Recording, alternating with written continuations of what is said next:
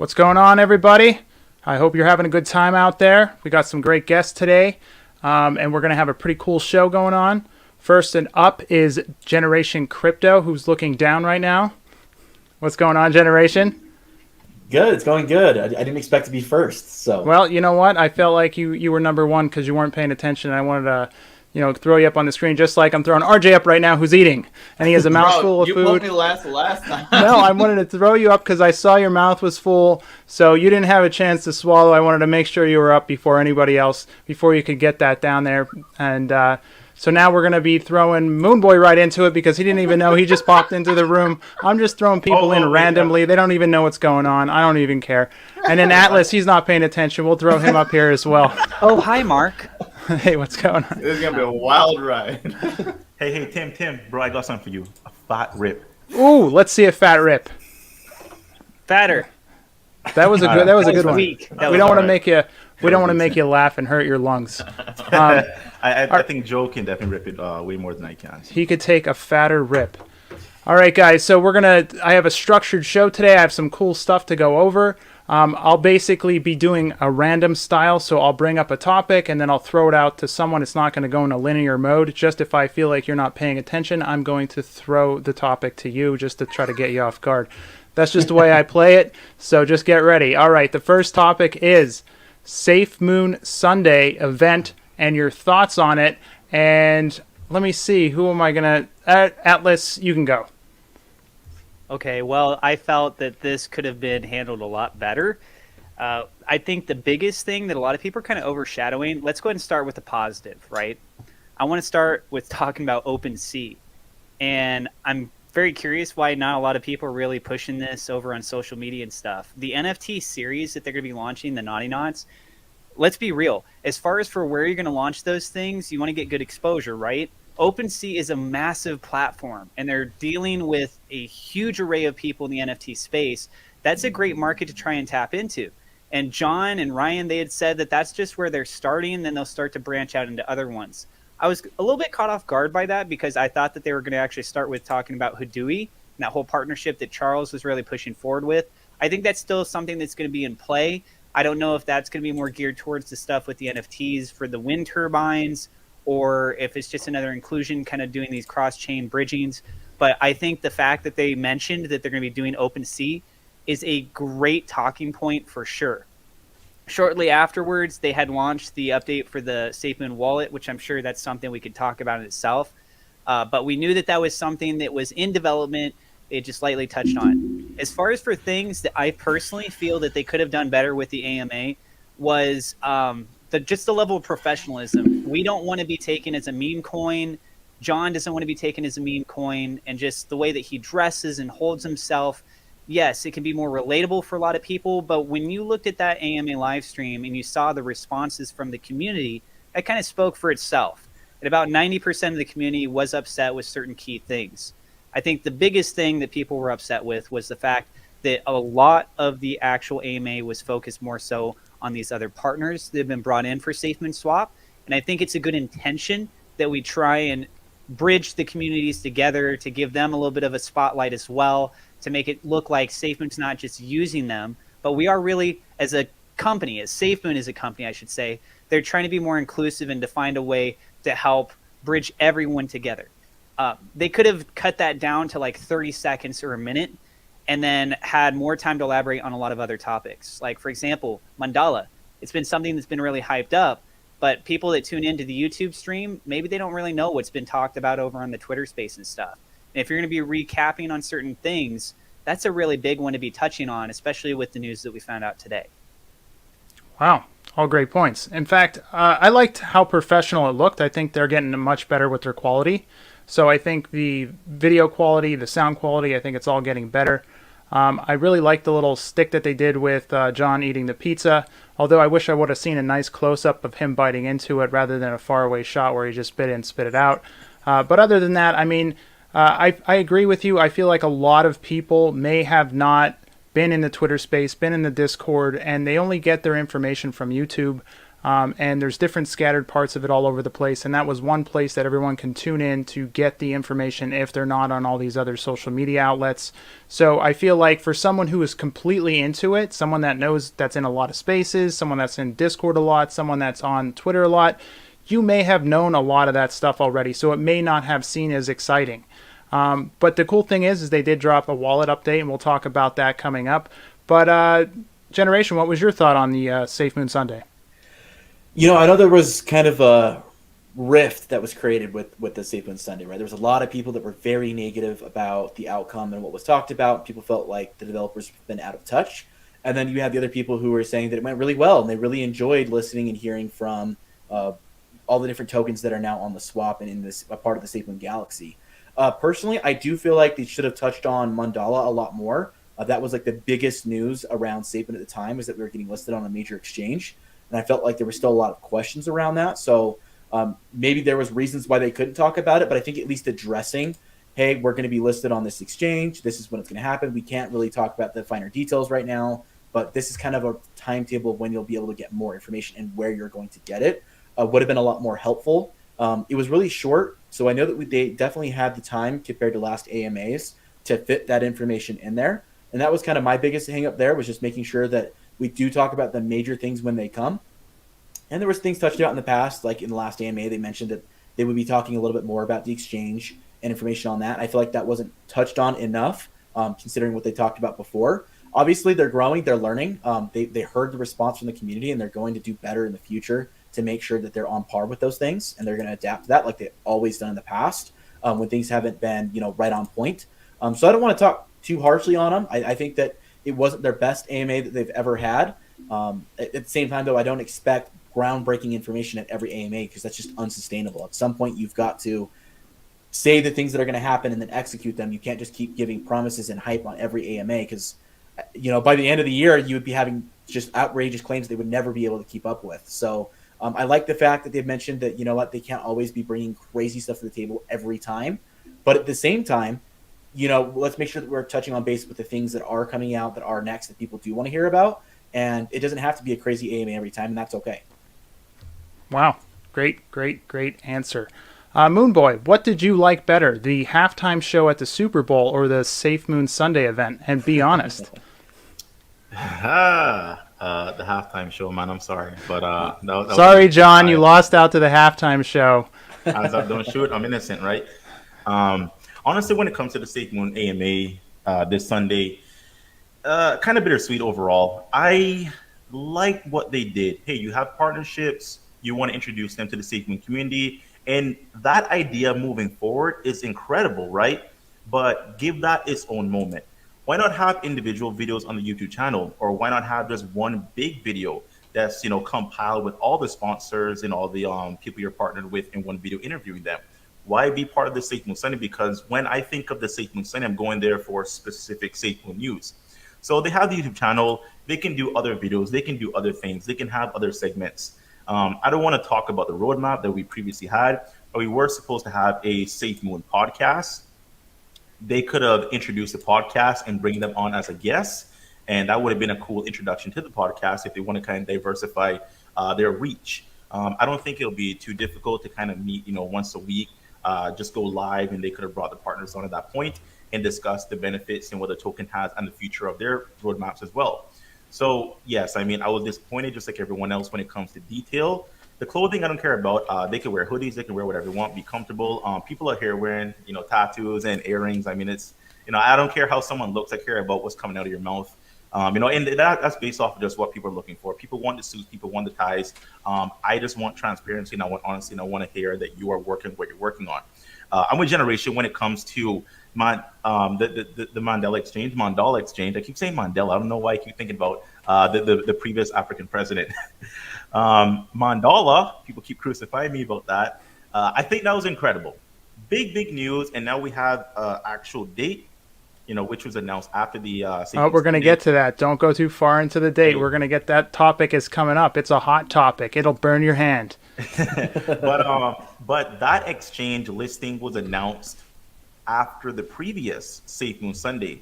The fact that it wasn't announced at all, or they didn't dive into it at all, they didn't discuss how tokenomics are going to work. They didn't discuss the fact that Safemoon is going to be the first reflection token that is going to offer tokenomics on a centralized exchange.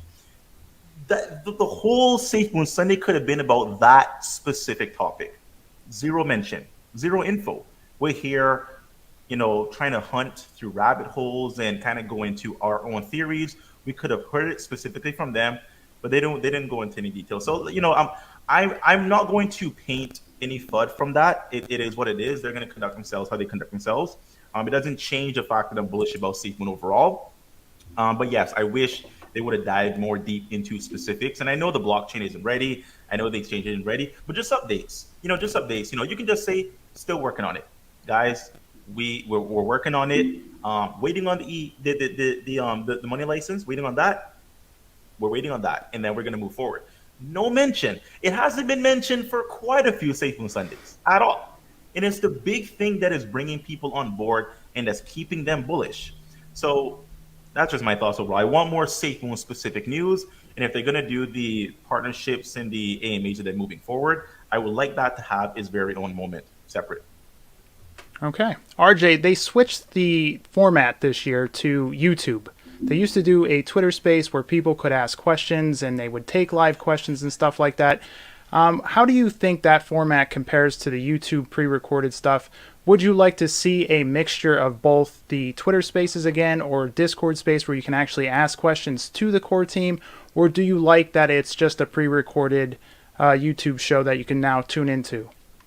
I like the fact that it's YouTube now. I had a very, very strong stance on the Twitter spaces.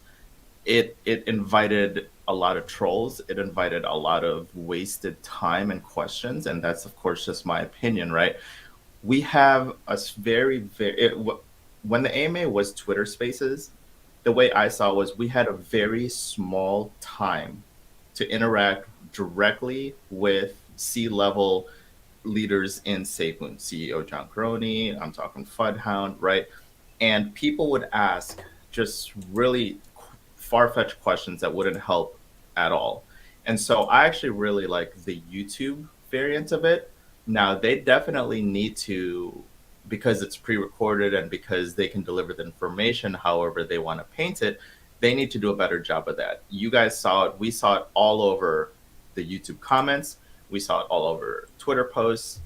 There was a lot of people that weren't happy with that AMA, right? And I'm not going to sit here and bash them. It's just a learning curve for Safemoon. They're trying to find their niche. They're trying to be friendly in the beginning with John trying to bite the pineapple. Cool, that was cute. A lot of people didn't like that at all, right? They're like, wow, I just wasted like 3 minutes of my life. I instantly turned off the AMA. And then all of a sudden we get into CEO John Crony and the Fudhound for like 2 minutes, and then we go into their partners, which is cool, right? But like Moonboy said, maybe save that for another space. We spent 15 to 20 minutes with our partners, and as proud as we want to be with the Safemoon partners, people are tuning into the Safemoon AMA to hear about Safemoon, right? Whether that's big news or whether that's just news in general. Like Generation said, it doesn't have to be groundbreaking news all the time because it is unsustainable. But when I'm invested in Safemoon and I want to see and I want to hear what my investments are doing for me, we were supposed to hear about blockchain. We haven't heard anything about the blockchain, right? That's huge. For a techie like myself, I need to know something. Like Moonboy said, give me something. Say that you're working on it. Say that we're here. Communicate with your investors. The exchange, cool. We're coming up on it. Just, we signed up for the EU license. That's on its way. Just talk to me about it, right? The comments on YouTube said everything. Like, just read the comments on it and you'll see the disappointment and how upset people were. But like I said, I think people are just, Safemoon's starting to get their groove, I suppose. This is their second YouTube Safemoon Sunday. So it's going to be a learning curve for them as they try to niche down on which audience actually gravitates towards them. But yeah, long answer short, I like the YouTube variant better. All right. Awesome answer. Atlas has his hands up. Who? Atlas? Go ahead. If I can just add a little bit more, I like the fact personally that they did give a little bit of a spotlight to these other partners, but I feel that it should have only been restricted to maybe 30 seconds to 1 minute. There's a lot of hype that comes into play with this of having new partners come to Safemoon Swap. And we've talked about this in previous roundtables, but just look, for example, at Shiba Swap.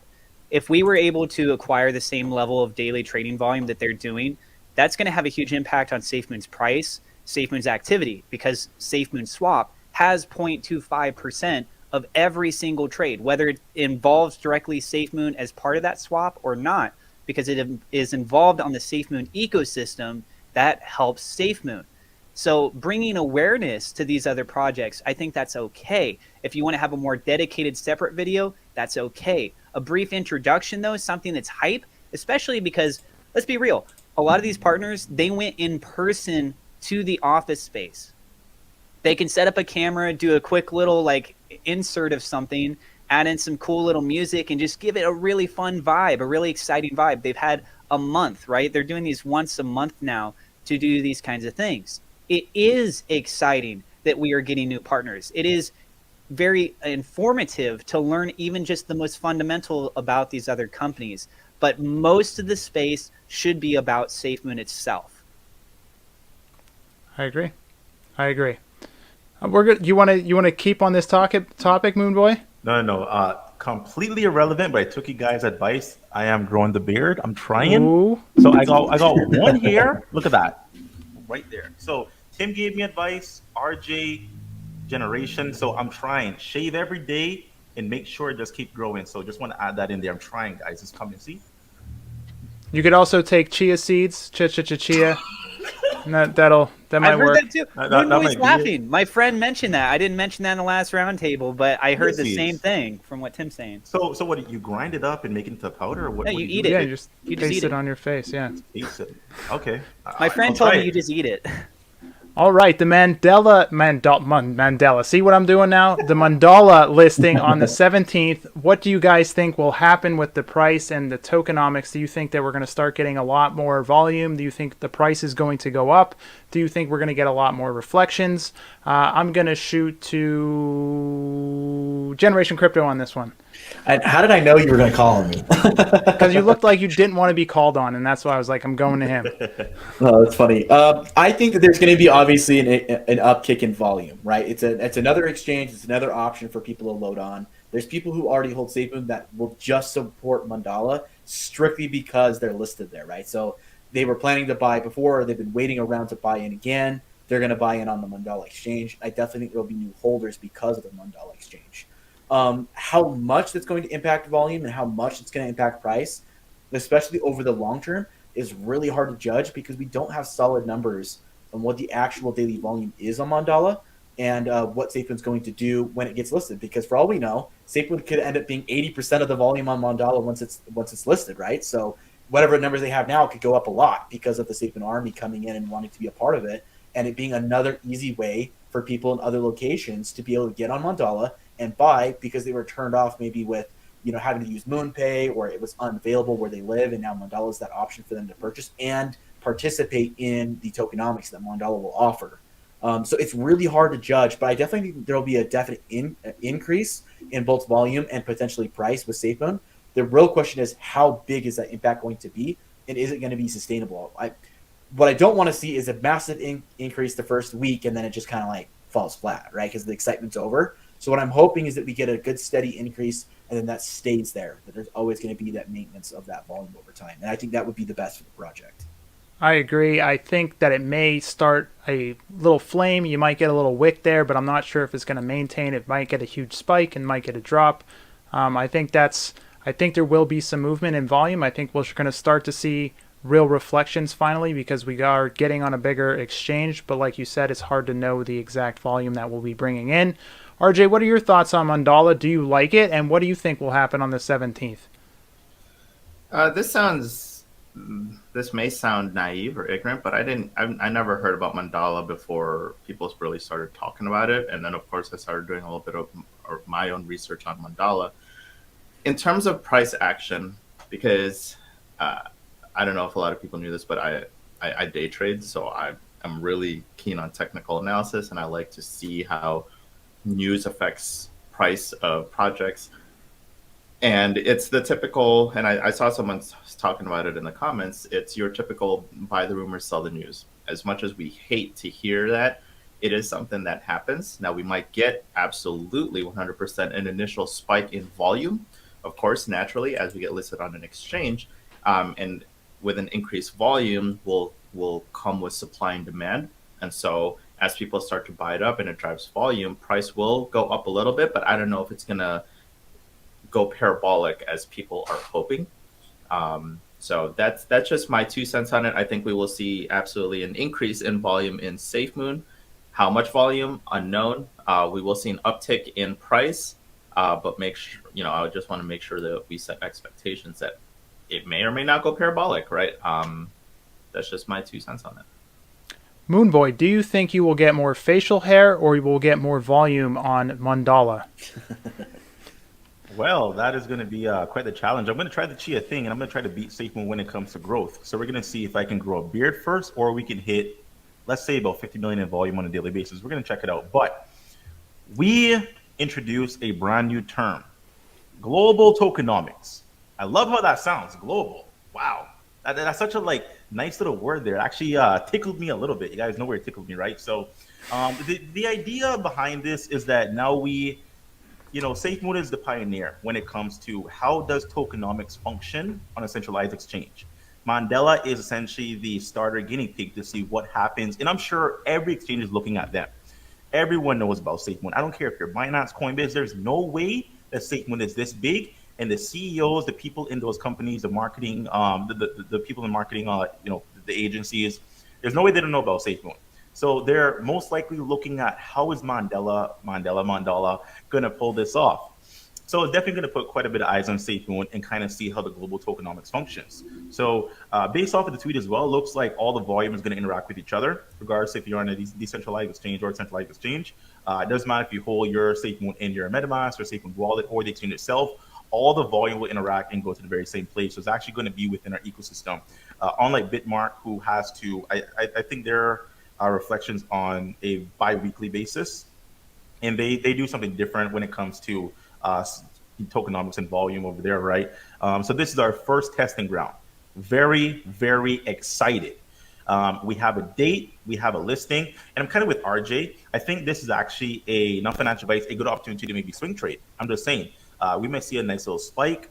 Maybe don't do what I do, but sell the top, rebuy back on the bottom. I might be looking at that because I do expect a spike when it comes to just hype and news and people who might have, held off on purchasing Safemoon because they wanted to see if other exchanges would take it seriously.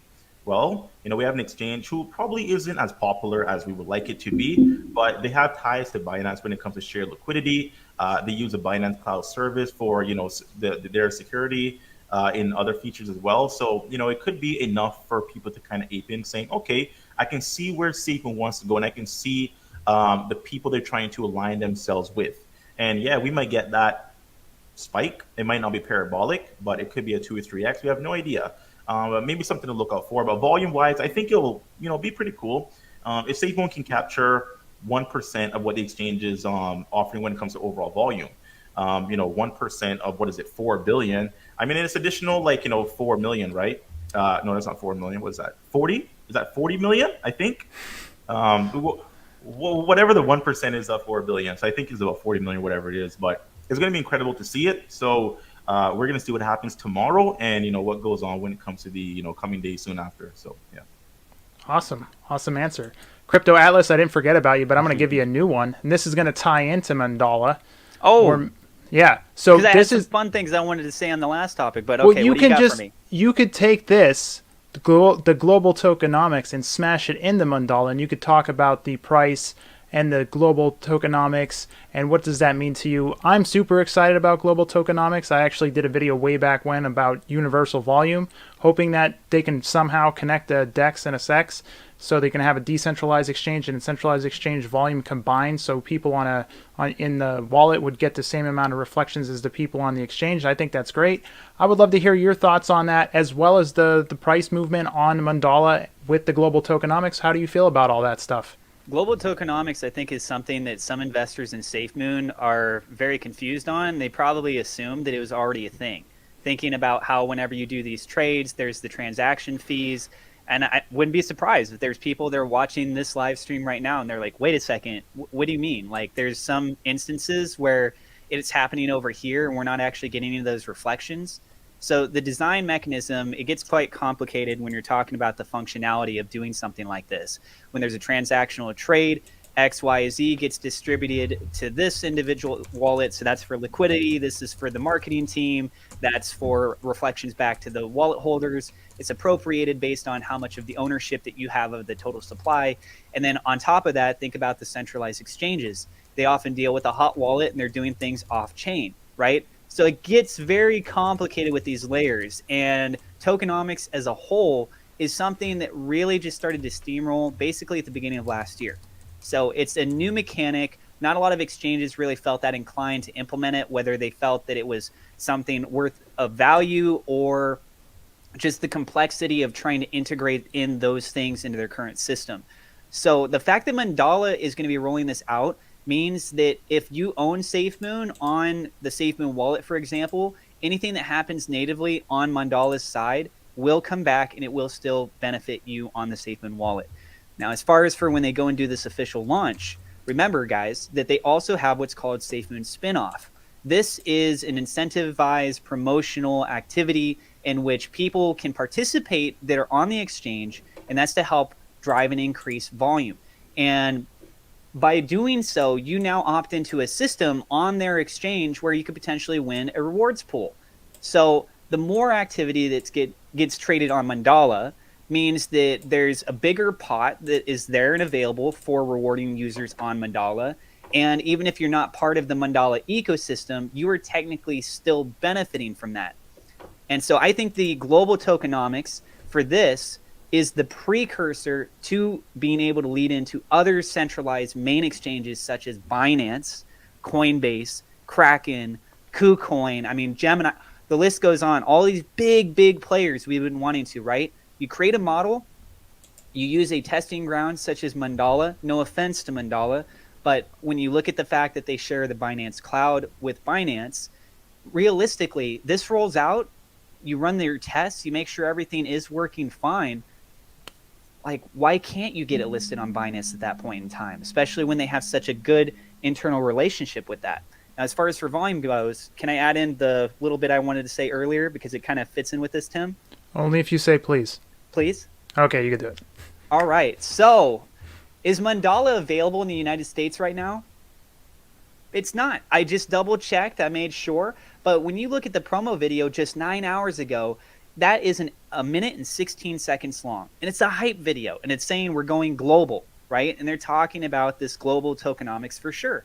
But that video, the first couple seconds, it opens up with video footage of Times Square. John went to New York City fairly recently. He did not disclose what it was that he was doing. Why would Mandala go and be hosted as one of the vendors at one of these conventions back in Miami of last year in the United States if that exchange is not even available in the United States? And they talked about it back then, the likelihood that Safemoon would get listed with Mandala, right? They're like, well, you guys heard it here. Like, it's going on Mandala. And then it just went quiet for a long time. Everything's been in the works. And if you want my personal opinion on this, I have a feeling that Mandala has been in process of being able to expand out to being able to be accessible to other countries such as the United States. And if you can open that up and you have global tokenomics with Mandala, you have this giveaway type system available as well, you very well could see a lot of users in the United States that go to opt in and participate in that network, especially because you're getting another platform where you can just get straight Safemoon, right? That's something that so many people have been fighting for and we want to see on the decentralized side with the Safemoon wallet. But the Safemoon Mandala, that partnership, everything, if they do this, which is just a theory on my part, I'm not a financial advisor, right? I think that that could dramatically increase the volume. And everything we're basing on right now is only on the metrics of where they're currently available. But opening up to the entire United States, that creates a whole other set of potential people you could bring in and dramatically change the circumstances for sure. Awesome answer. Global tokenomics on Mandala. Do you guys think it's going to open up to a lot more listings with global tokenomics? Do you think that this is just a precursor to every other listing that they're going to be having now? Because global tokenomics is something that I wanted, and I'm sure pretty much all you guys want too, and everyone that's holding Safemoon wants. Generation Crypto, do you think that because they're getting it on Mandala, that this is going to be something that every other listing is now going to include? Is this a system that they are going to just test on Mandala and then just launch this on the rest of the exchanges from here on out? What are your thoughts on that? Personally, I think Mandala is the guinea pig. I think that, like Atlas was saying earlier, I don't think things just went quiet or died. I think that there's been active communication between Mandala, Safemoon, and probably several other exchanges about what they could do to make things work for both the project and the exchange. And I think Mandala was probably, and this is speculation, the most willing to try to implement and guinea pig with a system like this. I think that if Mandala is able to be successful in implementing these global tokenomics, and it makes sense and it works, and Safemoon is able to bring a high level of volume and money into the exchange ecosystem, and it brings in monetary value, I don't see why you wouldn't see other exchanges hopping on board with that, with the platform that already exists, right? Especially someone like Binance, who is basically a subsidiary, or rather the opposite, with Mandala. Mandala is a subsidiary of Binance, essentially. They share a network. So why, if Mandala is seeing this massive increase in volume, and they're seeing price action and money coming into their system, and the tokenomics of the global tokenomics is functioning as designed, I don't see why they wouldn't want to bring Safemoon into their ecosystem and make that work. And that goes for all the other exchanges, Gemini, Crypto.com, all of them. If they could see this working, I think it not only opens the door for Safemoon on other exchanges, but it could open the door for other tokenomics-related projects, maybe even within our own Safemoon ecosystem, to also get listed on these same exchanges under this same kind of design with this global tokenomics. So I think it could be a big deal, not only for Safemoon, but for all tokenomics-based cryptocurrencies. RJ, do you think that this is going to lead to a listing on Binance? Do you think Binance is going to eventually going to list Safemoon now that they worked out a deal with Mandala and they got global tokenomics coming? Do you think that this is something that that Binance was scared about, or do you think they're not going to go on to Binance? They're just going to stay on Mandala? I think eventually it will. Now, I'm a little biased towards Binance. I don't like them. I don't like them because we've been on their, we've been on top of their blockchain this whole time, and they had ample opportunities. Of course, yes, it's a much, much more complicated topic when we're talking about tokenomics. But eventually, yes, right, exchanges are in it to get theirs and get their money, get a piece of the pie. And as soon as they see Mandala working with global tokenomics and they see a working version of it, then that opens the doors to a whole bunch of other exchanges, right? Not just Binance. If Crypto.com sees it, if KuCoin sees it, and they see, wow, okay, so Mandala is doing tokenomics this way. It doesn't take long for others to kind of just follow suit, and they want a piece of the pie, right? They want the exchange transaction fees and stuff like that. So it'll I think it's a good step in the right direction to start really getting the ball rolling. But eventually, yes, I think while we're still on Binance's blockchain, or when we move over to our own blockchain, Binance will eventually list us. I mean, it would just be silly for them not to. Awesome answer. I'm just going to jump, every time we get a super chat, I'm just going to jump to it. I'm going to throw it out there to anyone. It's going to be random. We got this super chat from DJ Go SF 415, $5 donation. Thank you so much.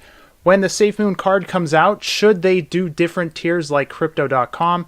If so, how much Safemoon should someone have to have the highest tier? Well, Moonboy, I would ask you, but I know you can't get a Crypto.com card because they won't allow that in your... I've never had a crypto-specific card. I mean, I can give my quick perspective real quick. I think starting with that may not be... they can start with it, or they can just introduce a card and then come up with tier systems afterwards. We know there's quite a few people who are diverse with their bag size in the hundreds of thousands and millions, and some people actually do have the billions when it comes to version 2 tokens. So bringing out tier lists, when it comes to the amount of tokens you have, you'll get an additional 0.5 or 1% additional cash back or Safemoon back, whatever the functions are with the card. I think it's a great idea. Maybe not to start with, but for sure bring it out and make sure when the cards are pink. I think it'd be cool to have a pink Safemoon card with like a black logo. You've been saying that you want one. Does anyone else on this? Does anyone on this panel have a Crypto.com card? I think you do, RJ, right? Does anyone else have a Crypto.com card? Okay, so RJ, do you like the idea of a different tier when it comes to the card, or you think that it should be like a universal card, so there's only one level, or do you think there should be like people that are super cool can get the super cool card if they have a lot of Safemoon? I think it's just in our society to have different tiers. Unless you're someone like BlockFi, where it's just a one and done thing, 1.5% Bitcoin on all transactions, it could look like something like that. But if you're looking at something like Crypto.com, you have their high baller black card Crypto.com, right? You need to have 400,000 US dollars staked in Crypto.com to even hold that black card. The next tier lower than that is 40,000 US dollars staked in Crow to hold the icy white and rose gold. Then the one below that is more obtainable. It's $4,000 US to stake to get your jade green and your royal indigo blue. And then below that is your $400 for the ruby red. I think it's always, how do I want to say this? People want tiered things, right? I think it's just in the nature of our society. They want things that are like, wow, did you see that guy has the black card? But Safemoon can, if they follow suit like BlockFi's, where it's just one and done. Hey, you get 1.5% extra Safemoon on every single purchase. Then it might be that case. But I think it'll be tiered. That's just my opinion, because Crypto.com has a working platform, has a working structure, and I really, really like Crypto.com. And so I'm really rooting, I truly am rooting for the Safemoon card, because I want every reason for me to move out of Crypto.com, because as of right now, Crypto.com is my bridge from fiat to crypto. Every single time I make money on crypto, I send it over to Crypto.com, and I either top up my crypto card very easily, or I put it into my fiat bank on Crypto.com. So from my understanding, and these are just words that I've heard and rumors, is Safemoon will want to do something like how Crypto.com does theirs, where you open a Crypto.com account and it opens a fiat bank and then a crypto wallet, right? That's how you bridge those two. That's how they get around regulation. So you can just do an ACH transfer from your bank to the Crypto.com bank and then transfer money that way. So Safemoon can do something like that, and you get like tokenomics you get like a certain percentage back in Safemoon on top of tokenomics. It's going to be a super, super powerful card. If you guys saw how Crypto.com's card was in the beginning, it exploded, right? At first you needed an X amount of Crow staked, then that just blew way past that. So they're like, wow, we're making so much money on this. Let's just do a finite number of US dollars to obtain these cards.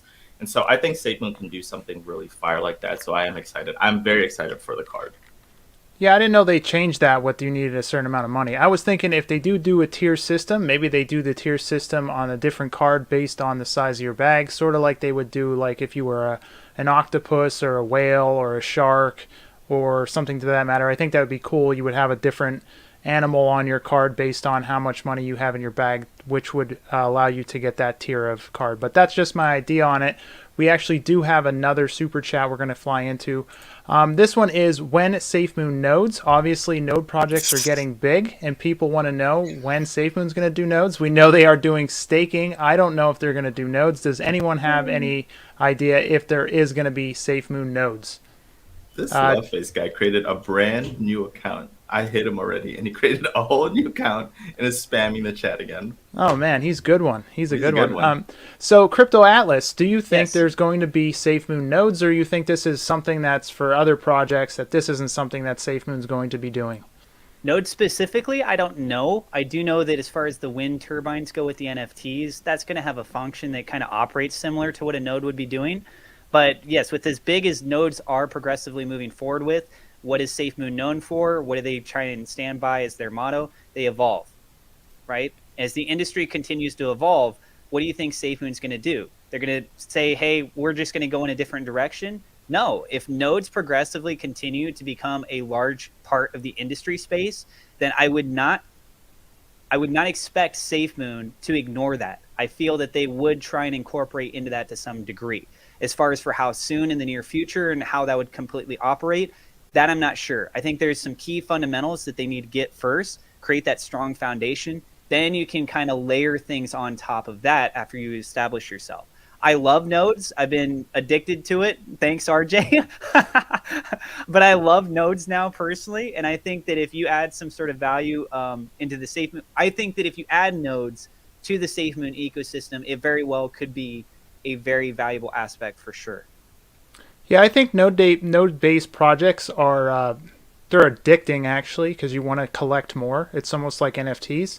So if Safemoon did do something with nodes, I think that would be spectacular because I think a lot of people would want to just collect them and just see how many they can get. What do you think about that Generation Crypto? Do you think that Safemoon will ever do nodes, or you think they're just the tokenomic project and they're not going to get into the nodes thing, or do you think they're going to try some sort of different other system that someone hasn't seen yet? That is a good question. When it comes to nodes and node projects, Safemoon is building the Safemoon Galaxy, right? So there's already other projects that they're going to incorporate that are going to be a strong part of the ecosystem that Safemoon is building. So Safemoon doesn't necessarily have to make Safemoon have Safemoon nodes, but they could incorporate a already node-based project into their ecosystem that fills that need without having to make Safemoon that specific project, right?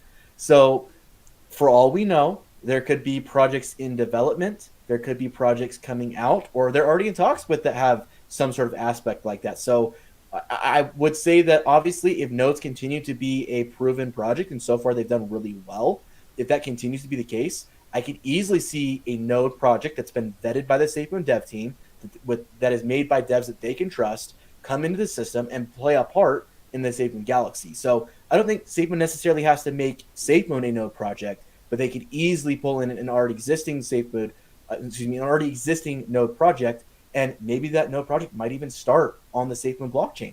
Maybe that project might start on another blockchain and migrate to the Safemoon blockchain or migrate into the Safemoon ecosystem. So you just never know. We'll have to see how it goes. Yeah, it's pretty crazy stuff. We got another super chat. This is from Hauntastic1. Thank you so much for your donation. Do you think Safemoon will do another manual burn or rely on the natural system burn mechanism? That's a great question. Do I personally think they're going to do another manual burn? I don't personally think they're going to do that. I think they're just going to let it hit a number that they have set. I don't know if they're going to tell us what number they've set, but I think they may have already set a number that they're going to want to get to, because if they are going to be wanting to implement Safemoon as a currency in other countries, they should have a nice amount of it. And I do know that they don't want the price to get too high, because they don't want it to be like $80,000 for one Safemoon. They want it to be easily attainable by most people. That's, I feel, is the whole idea behind the Safemoon project, is not to make a $60,000, $80,000 coin. So I don't think they're going to let the supply go too low. But I don't think they're going to do a manual burn. How about you, Moonboy? What do you think? Do you think that they're going to do a manual burn, or they'll just rely on the natural system burn mechanism? I feel like we actually got a statement from John quite a while ago saying that they're no longer going to be doing any manual burns. They did the burn initially on launch, and thus far we've actually been burning just from tokenomics alone. And if you actually look back on what the version 1 tokenomics was versus what we have right now, on version 1, that burned wallet was a holder and it was growing. As it grew, it was going to get more reflections, increasing the amount of tokens that was going to be burned over time. Our new tokenomics is actually going to decrease the burn as the holders gain more, which is actually going to make the stopping of the burn longer. We don't know when it is, but whenever it was going to be, it's going to be way longer due to how the new tokenomics are functioning. So I don't think there's ever going to be another manual burn. I don't see the purpose of it. And I think Safemoon specifically designed version 2 to slow down the burn, because if we have a couple events that what happened when we first initially launched and we hit the all-time highs around April, where we peaked at about, I think it was $480 million in pure volume in one day. If we sustain that for, I think it's a period of like 32 days, we'll burn the entire supply down. They want to mitigate that and stop that. So I don't think they're actually interested in tokens burning fast at all. So I don't think they would ever do a manual burn, which is why they structured tokenomics in the new design to reduce it as much as possible. Great answer. All right, that's all the super chats that we have for right now. Now let's go back to our show. So just give me a second to fly over there. This is the wallet updates and NFTs and auto-slippage. Are you guys excited about the updates? Does anyone actually have any NFTs that they put in the actual wallet right now just to see how it works? Because I don't actually have an NFT. I don't know if any of you guys, Atlas, you probably have some NFTs. Do you have any NFTs in your wallet right now in the Safemoon wallet? And talk about that. And what do you think of the auto slippage behind it now? I actually went in there and checked it out. I think it's pretty cool. It automatically puts it in there for you. What do you think about all that? So nobody judge me on this because I'm an NFT artist, but no, I don't have any NFTs of other people's stuff in my wallet currently, but I do make NFTs. And so other people out there may have one of my pieces done. But I did cover this when it came out. And in fact, I showcased other people's NFT arts that they shared on social media because I just think generally it's a great thing. The reality is, look at the industry space for NFTs and how much it's progressively grown over the last year, 2 years, right? You have big name celebrities who are participating in this. You're seeing an NFT that's selling as art, just a visual, for millions of dollars. There's a lot of money that's in play, but how NFTs actually operate outside of just being a visual art, that is continuously moving forward. And that's what Safemoon as a company is looking to be a participant in, especially when we talk about the wind turbines as the starting point. They've hinted at the fact that they would be considering other things like solar energy, for example, and potentially they could delve off into other things that operates in both the real world and in the metaverse. So NFTs is going to be a core component of the Safemoon ecosystem as it evolves over the years. I understand the concern that people have about today, right now. They look at the price, they see the action, they get concerned about how much they put in. When is it ever going to happen? They're thinking about other plays. Should they take out of this? That kind of a thing, right? What I'm saying is that I'm not investing in today. I'm investing in a year and a half from now, 2 years from now. Where is this projection going to be taking us? And Safemoon, I think, is laying out the foundation very well to say not where we are today, but where we will be and how can we play a role in that ecosystem. And it doesn't happen just like this. So them integrating in this first feature is one progressive step forward towards a bigger picture. We got to remember that the fact that you can see these things there, it's in the wallet. It's tangible, right? We can actually open up our wallets and see it for ourselves. The next step is having that support with the actual different NFT platforms and being able to buy and trade those things through there. And then how that continues to move the next steps, we'll see. But they made a step forward. We have to acknowledge that. Some people may not think it's a big step, but it is a step forward and it's a necessity for the next things to come. Wow, awesome answer. Does anyone have any NFTs in the actual Safemoon wallet right now? Any of you guys have any NFTs in there yet? I know the update is new, and I don't know if anyone transferred anything over there yet, but does anyone have anything in their wallet? Has anyone tried it out? I do not. I have several NFTs in OpenSea, and I even toggled the tab on ERC20, and I don't see anything in there. So I'd be interested to see if anyone has been able to successfully view their NFT in there. Interesting. Okay, auto slippage. What do you think of that, Generation Crypto? Do you think it's a useful feature? Do you like it? Have you used it yet? Yes, and yes. So I have used it. It is a great feature. I really like it. My wallet that is connected to there does not have any NFTs, so I don't have any NFTs in my Safemoon wallet because the NFTs that I do have are in other wallets on cold storage and other things. So I wasn't able to test that feature personally. However, yeah, I love the auto slippage. I think it really helps people who are maybe new to projects. I think slippage has been a pain point for a lot of people trying to figure out what it needs to be to get in because every project has a different slippage tolerance that they need to adjust for. So I think it's a great feature. And like I've said before, I just made a video about Safemoon on Monday, or rather Sunday, and I talked about it then. Safemoon does a really good job of making sure their products make sense for the beginner person. They've really done a really good job of being like, hey, I'm new to Safemoon. How is this going to be for me? And so features like an auto slippage adjustment is great because these people are going to not have to worry about, oh crap, this project is this slippage and that project is that slippage. It can be a really big pain point and turnoff for a lot of people trying to figure those out that just want to buy a project or a product that they want. So having that as a feature is just another testament to them thinking about the individual holders who may not be as well versed as the crypto veterans. Awesome answer. Joe, welcome to the show. What do you know? He made it. Yeah. Well, does Joe have any NFTs in his Safemoon wallet now? Have you tried out that feature, and what do you think of it? And are you excited about auto-slippage?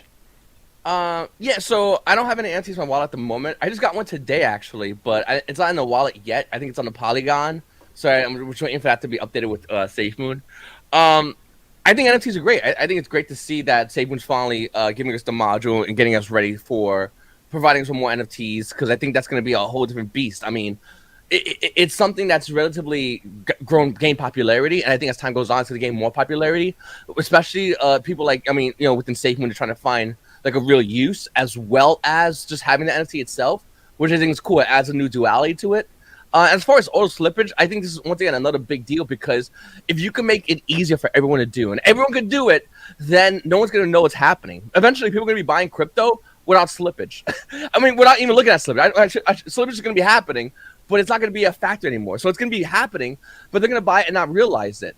And I mean, I talked about this not long ago. So think about when we all first bought Safemoon. I'm not sure how long it took for you fellas, but it was long and it was stressful. And it was exciting when you finally got it and you saw it, you're like, oh, that's done, because it was a pain. But with slippage, it makes the process easier. And I think the overall goal for crypto, especially Safemoon, is you want to have it situated where people could buy it easily and not really know they're going through a ton of processes that we ultimately had to go through. So I think it's great altogether.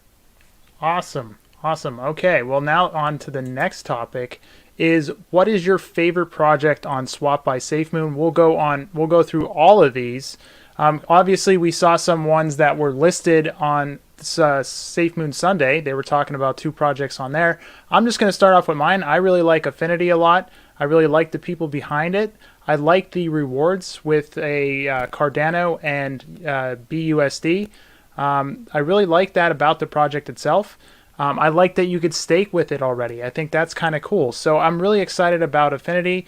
That's a project that I really like on there. I know that they have a couple other projects on there, but that's the only one that I got so far off the swap. I don't know where you other guys stand with projects that you got off the swap. Let's see here. RJ, what is one of your favorite projects on Swap by Safemoon right now? I really like Beefy Finance. That's an OG one of them. It was one of their first. I like Beefy because I use Beefy Finance. It is the farm that I use to auto compound some LP pairs that I have in there, and they make it very, very easy. So I really like Beefy, and if you guys take a look at what Beefy's token is, they're pretty expensive. So I like Beefy. Awesome.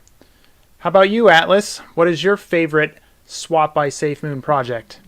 Well, I'm going to answer that. But first off, I got to do a little segue section right here, because last roundtable, people were talking to you about your wig, right? We got Joe that's up in the house right now. I don't know if anyone remembers this, but I said, hey, next time I'm going to lay down a challenge gauntlet for you, right? So I'm going to bust out a wig just to show you that I got the wigs going on too, Tim. All right, you ready for this, dude? You do actually have a wig? Why would you have a wig? I don't know. I don't own a wig. Oh, man. Wow. That is actually... I love you know what? that. Probably That's when the I'm best wig I've 90, ever my seen. actual hair will look like that. It's getting to that I point. just gotta say that hair was over 10,000. I'll just say that. For sure. I think that's the most exercise that I've had in the last 3 months. That was pretty epic, dude. I think I got hit by your energy ball that you just shot at the screen. So I'm gonna need a nap after this. I mean, I tried dodging it, but I just let it hit me right in the face. What am I gonna do? I had to slip that in there. But no, to answer your question, I actually agree with you, Tim. I actually really like Affinity. I did meet up. I didn't really talk about this a lot, but I met up in person with one of the people from their team here in Los Angeles. So it was a convenient thing. We didn't live too far away. And I sat down. I had a good conversation with him for about an hour and a half. And so, like you said, I really like the fact that with Affinity, I'm all out of breath right now. Sorry. That you can get rewarded both Cardano as well as with the it was BUSD was the other one, right? So you get a stable coin, and you got another one that's a little bit more flexible. They have a staking based mechanic, and they've also been working on something that's basically along the lines of what Safemoon Connect is, to where if you want to be able to send these cryptos over to other individuals, they've been developing that on the back end. So as a company, very nice people. I feel that what they're doing with their project, the staking mechanics, you can harvest off of it. I've been noticing with some other projects having similar base mechanics. I really like that. If I had to choose a secondary one, though, as a backup, I would go with Chainlink. And I really like Chainlink because of its history. They've been doing a lot of partnerships with a lot of other crypto projects. They're currently number 22 from what I saw earlier today when I made my video about that. And so bringing in a big player like that, I think is definitely going to help, especially because of who they have as connections. And in business, it's not about who you know. It's about who you know, who they know. Awesome. How about you, Moonboy? What's your favorite project on Swap by Safemoon? Affinity. So I actually did an interview with the CMO, and I actually was not bullish on Affinity. I saw Affinity during the pre-sale, and I discovered it through a friend. At the time, it was reflecting in 2 tokens that reflected into Safemoon. I'm not going to name those tokens, but at the time I was hunting for these new tokens that reflected in Safemoon, and that came on the radar. But I actually didn't like it. I didn't like the first AMA I hopped into. They were kind of playing music and almost partying a little bit, which in hindsight they're probably just hype about the launch. But I was expecting news, and I was expecting them to talk a little bit about what's up and coming. But months later, I went back and looked at it. Redesigned website. Team was completely doxed. New team members were added. Professional layout. They changed their reflections to, like you said, ADA and BUSD. It definitely changed my perspective. And they had a use case with their whole, essentially wanting to be almost the PayPal of crypto, which they actually have a patent on as well. Not a lot of cryptos go and try to patent their ideas. So if anyone ever wants to, use that whole, instead of a whole wallet address, an address, you would have to essentially just redesign that and make a name. So instead of me sending it to 0x752011, I'll send it to Tim. And that is patent. They have the right for that. And I'd imagine if other people want to use that, they have to license that technology legally through Affinity. So the ideas of what they're creating, and just hearing what the team has to say, hearing how they speak and how transparent they are. They're not shying away from questions. They're not avoiding FUD. They're not blocking people. They're taking everything, the good and the bad. They're trying to address everything. And if you hop in Telegram, like I said, they are very transparent, very, very active. So that's what I like to see. I like to see people who are involved, who are actually in the back end on the team, doing the development work, that are actually in the community, talking, interacting, just like one of the holders. So for me, it's Affinity all the way. Use case, transparency, the team overall, the transformation they've had from my first initial, findings of them versus where they are right now, very impressive. I just love how they've transformed themselves and evolved and evolved and evolved. Whenever there's a sticking point, for example, there's a period where all these safe name coins were, said that they were trying to ride the back of Safemoon. They changed it. They're just now Affinity. They've always evolved and adapt, which is the name of their system, the adapt system, to where you can essentially, transact and send people cryptocurrency with just their name. So it has to be Affinity for me. Next to Chainlink. I think Chainlink is a very undervalued project, and it does have a lot of utility in the future. I know they haven't moved in price, but development is there, and what they're trying to do with their foundation of being an oracle is incredible when it comes to blockchain and transactions as well. So Affinity first, and then Chainlink next.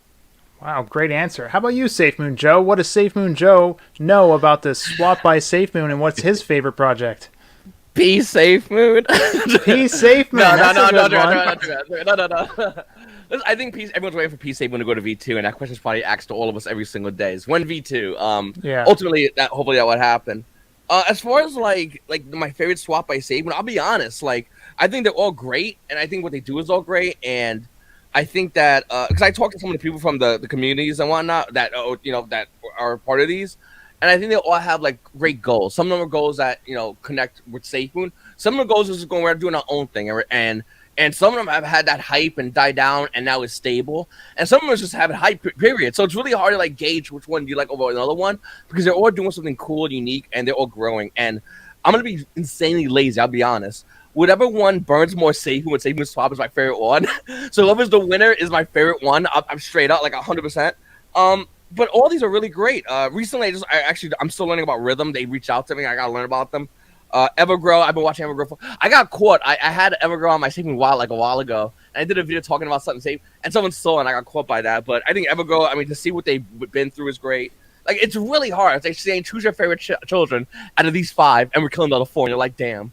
But like I said, I think they're all great. Infinity's blew me away. Like, I was a little bit nervous talking to them, but I was really shocked about how much they put into this project. It's not just anymore like you see old projects. They're like, oh yeah, our goal is to give you more Safemoon. Aren't we great? It's like, okay, but what do you do? Why not just buy more Safemoon? Like, what? Like, these projects are not doing that anymore. Now they're saying, hey, listen, our goal might have to do with Safemoon, some of them, or BUSD, whatever. But we're also expanding on it. I think that's something that a lot of these projects are doing great. So it's really hard to choose just one. But like I said, I'm going to be insanely lazy and choose whatever burns the most for Safemoon. Because whatever one does that, I hope the other projects do that as well. Mimic that, copy that, let's burn more for Safemoon.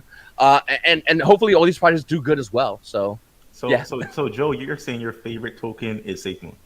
Because Safemoon's going to burn more Safemoon. P Safemoon's on the swap too, man. Ultimately, P Safemoon. I heard it's not on V2. It's not on V2. But I heard the V2 version of P Safemoon is going to be PP Safemoon, but that was a terrible joke. Come on, guys. This guy. Generation Crypto, did you answer this question? I don't think you did. What is No, your I favorite didn't. project on Swap by Safemoon? Don't say PP Safemoon. I won't. I'll just say Safemoon is my favorite token on the Safemoon swap. Oh, that's a good one. Honestly, Besides it is, though. Safemoon. Like, obviously, besides Safemoon, probably BUSD. I'm just Okay. kidding again. That's another good one. No, realistically, though, with all the joking aside, I would say Affinity. I met the dev team at Cryptopia. I had a good time with them. And I really like what they're working on. I really like what they're trying to work on with their swap feature, where you'll basically be able to send somebody whatever crypto that you have, and they can receive that in whatever crypto they want to receive it in. I think that's really cool. And I love how they're trying to make that seamless and easy to use. And I like a lot of the other stuff that, everyone else has mentioned as well as to what they're working on with their staking and everything else that they're doing with Affinity. So really love their development team. I love what they're doing. I love how they've come into the space and how they interact with the community. And I love the vision their project is taking. So I would say, obviously, other than Safemoon, Affinity would probably be my favorite on the swap. But all the other ones are great as well. So it's not like I don't like the other ones. It's just if I had to pick, that's what I choose. Wow, that's really interesting. It seems Affinity got a lot of action. Enhance is also on there. Not too many people mentioned Enhance. I thought we'd all have a bunch of different projects. Obviously, RJ was for Beefy Finance, which was different. But everyone seems to like Affinity a lot. So that's actually pretty cool to see that. Can I say one thing about Affinity, though? I will Sure. say this, that it adds a level of trust that's not front end. It's if you get a team and it's with veterans, like actual veterans, Right. like especially here in the States, it just adds such a huge level of trust because that's you trust those guys because if they're there to they're veterans, they fought for this country. Yeah, they're pretty trustworthy guys immediately. Like, respect is immediately gained, and I think a lot of these cryptos are trying to gain respect as fast as possible. But I'm not saying your job is always how hire veterans, but like with Infinity, I'll give you a great example. Majority of them are veterans and have different branches, which is insane because like normally that doesn't work, but it does. and I think the more you have of like people that have servicemen, the more you're gonna say, okay, I trust these people more because there's no way they're doing anything, whatever. They at least have that level of trust. So I think that's something I really do appreciate a lot. And I see that with Affinity. And it's not to say the other projects are bad. Like I said, Evergrow's great. I think Evergrow, the team, they came out right off the gate and they were doing great and they took a lot of heat for it. So I think Evergrow would definitely up there as well with me. But I definitely think that level of trust right there is immediate when you see something like Affinity. Awesome. All right, so here's another one, another wallet update. Do you guys want new networks on it? So right now we have the Ethereum network, we have the BSC network. Are there any networks that you want to be able to add? Do you think there should be a custom add of networks? Do you want to see, Algorand on there? Do you want to see Bitcoin on there? Do you want to see Avalanche on there? RJ, let me get your question, your answer for this one. What do you think a new network's being added to the wallet as an update? Yeah, no, that'd be absolutely fire if they added a functionality to add new networks like MetaMask, right? All you need to do is add your custom RPC. I would love to see Avalanche on there. I would love to see Phantom on there. And that would be, that's just another step closer to the whole one-stop shop thing. That way, now when you toggle between networks like you can on MetaMask, where you go into the Polygon or Chronos or Phantom, it's all in the Safemoon. Look at this guy right here. Let me ban this guy in chat. Hold on, wait a Webcams. minute. Hot girls and boys, both of them. Wow. This guy And is it's like a knife. relentless. Wow. Relentless. Bold ad. But yeah, sorry. But yeah, to keep my answer short, I would love to see that functionality. And me coming from a tech side of things, I don't think that is difficult to add to support new RPC, custom RPCs to add different networks. I would love to see Phantom on there. Phantom is absolutely one of my favorite networks and chains. They have some really cool projects on there, but the ability to add that on the Safemoon wallet would make it super fire. Awesome. How about you, Atlas? I know that you like different networks as well. Would you like to see a new network addition added to an update on the Safemoon wallet? Yeah, I think it would be a nice, simple little thing. You got the drop-down option already, where you could swap between ERC and the Binance Smart Chain side as well. So if you had the ability to add custom ones, like RJ had mentioned with MetaMask, it would allow for a lot more opportunities, especially when we have Safemoon Wallet now working alongside Wallet Connect. Think about how many different platforms that have Wallet Connect but don't operate for itself on Ethereum or Binance Smart Chain. It's on something else. And as I noted earlier inside of this chat, I'm addicted to nodes now. I really, really like it. And as I've been researching projects, I'm noticing a trend. A lot of these are starting to work on Avalanche. So I only, as of recently, started participating on the Avalanche mainnet, and I really like it. The fees, everything else that's being designed with it. So if I had to choose, only one new one to be added, me personally, I would want to go with Avalanche. But I think more realistically, they should just add in the ability so that you can add in any of these mainnets. Yeah. Alice, quick quiz question. So Binance uses BSC scan, Ethereum uses Etherscan. What scan is Avalanche? I've been using Trader XYZ to do the trades, and then there's this other weird named one that Generation has mentioned before. It's like Snowball or something weird. I can't remember the name of that. Close. I heard Snow it a couple Traced. times. Yes, Snow no Trace? trace. Oh yeah, see, like I kept getting close with it, and I'm like, always forget it. It's all good. I love DeFi. Go ahead. I don't get the points though. It doesn't count. I gotta get the exact name. Yeah, so this is something that I really want for the wallet, because I think it would be really cool if they added this to the wallet, but then they also added it to the swap. You know what I mean? Because there's a lot of tokens on Avalanche, there's a lot of tokens on these other chains and these other networks that I think would also add to the whole cross-chain of the swap by Safemoon, and also add a lot more tokens, which would add a lot more volume. And I don't know if there is one place right now where you can go to have your Avalanche, to have your Ethereum, to have your BSC. I don't know if there is a place that does it all. And I think that would be cool if they took all the chains and they you had the ability to add it not only to the wallet as a network, but able to add it to the swap as a token exchange as well. But obviously that would take more time, because if they're going through and they're trying to vet all these projects, it's going to be a lot harder, so it'll take a lot more time. But this could be something where they could generate a lot more revenue, because it does cost money for places to apply to get on the swap itself. So that brings me to the next question. Do you mind if I touch on that really quick? Oh yeah, go right ahead. Let's go back to it. I just wanted to say, I think it'd be really cool, like we talked about, the drop down and being able to switch networks, but it would be cool as we add projects in, like you said, we vet, maybe there's an AVAX project. We bring in the AVAX chain, vet that project, and not only can you have that chain there, but you can obviously use the swap, because it would be pointless to put it in the exchange and then you can't use the swap on that blockchain, right? Like that wouldn't work really well. So being able to bring in those projects from those chains and then utilize the swap for those vetted projects, I think would be super cool, so that you could literally have one, like we said, one-stop place. You go in, you can get a list of all these different projects and on all these different exchanges and blockchains. And as a multi-swap, hey, you know what? I've got this project on AVAX and I want to go into Affinity.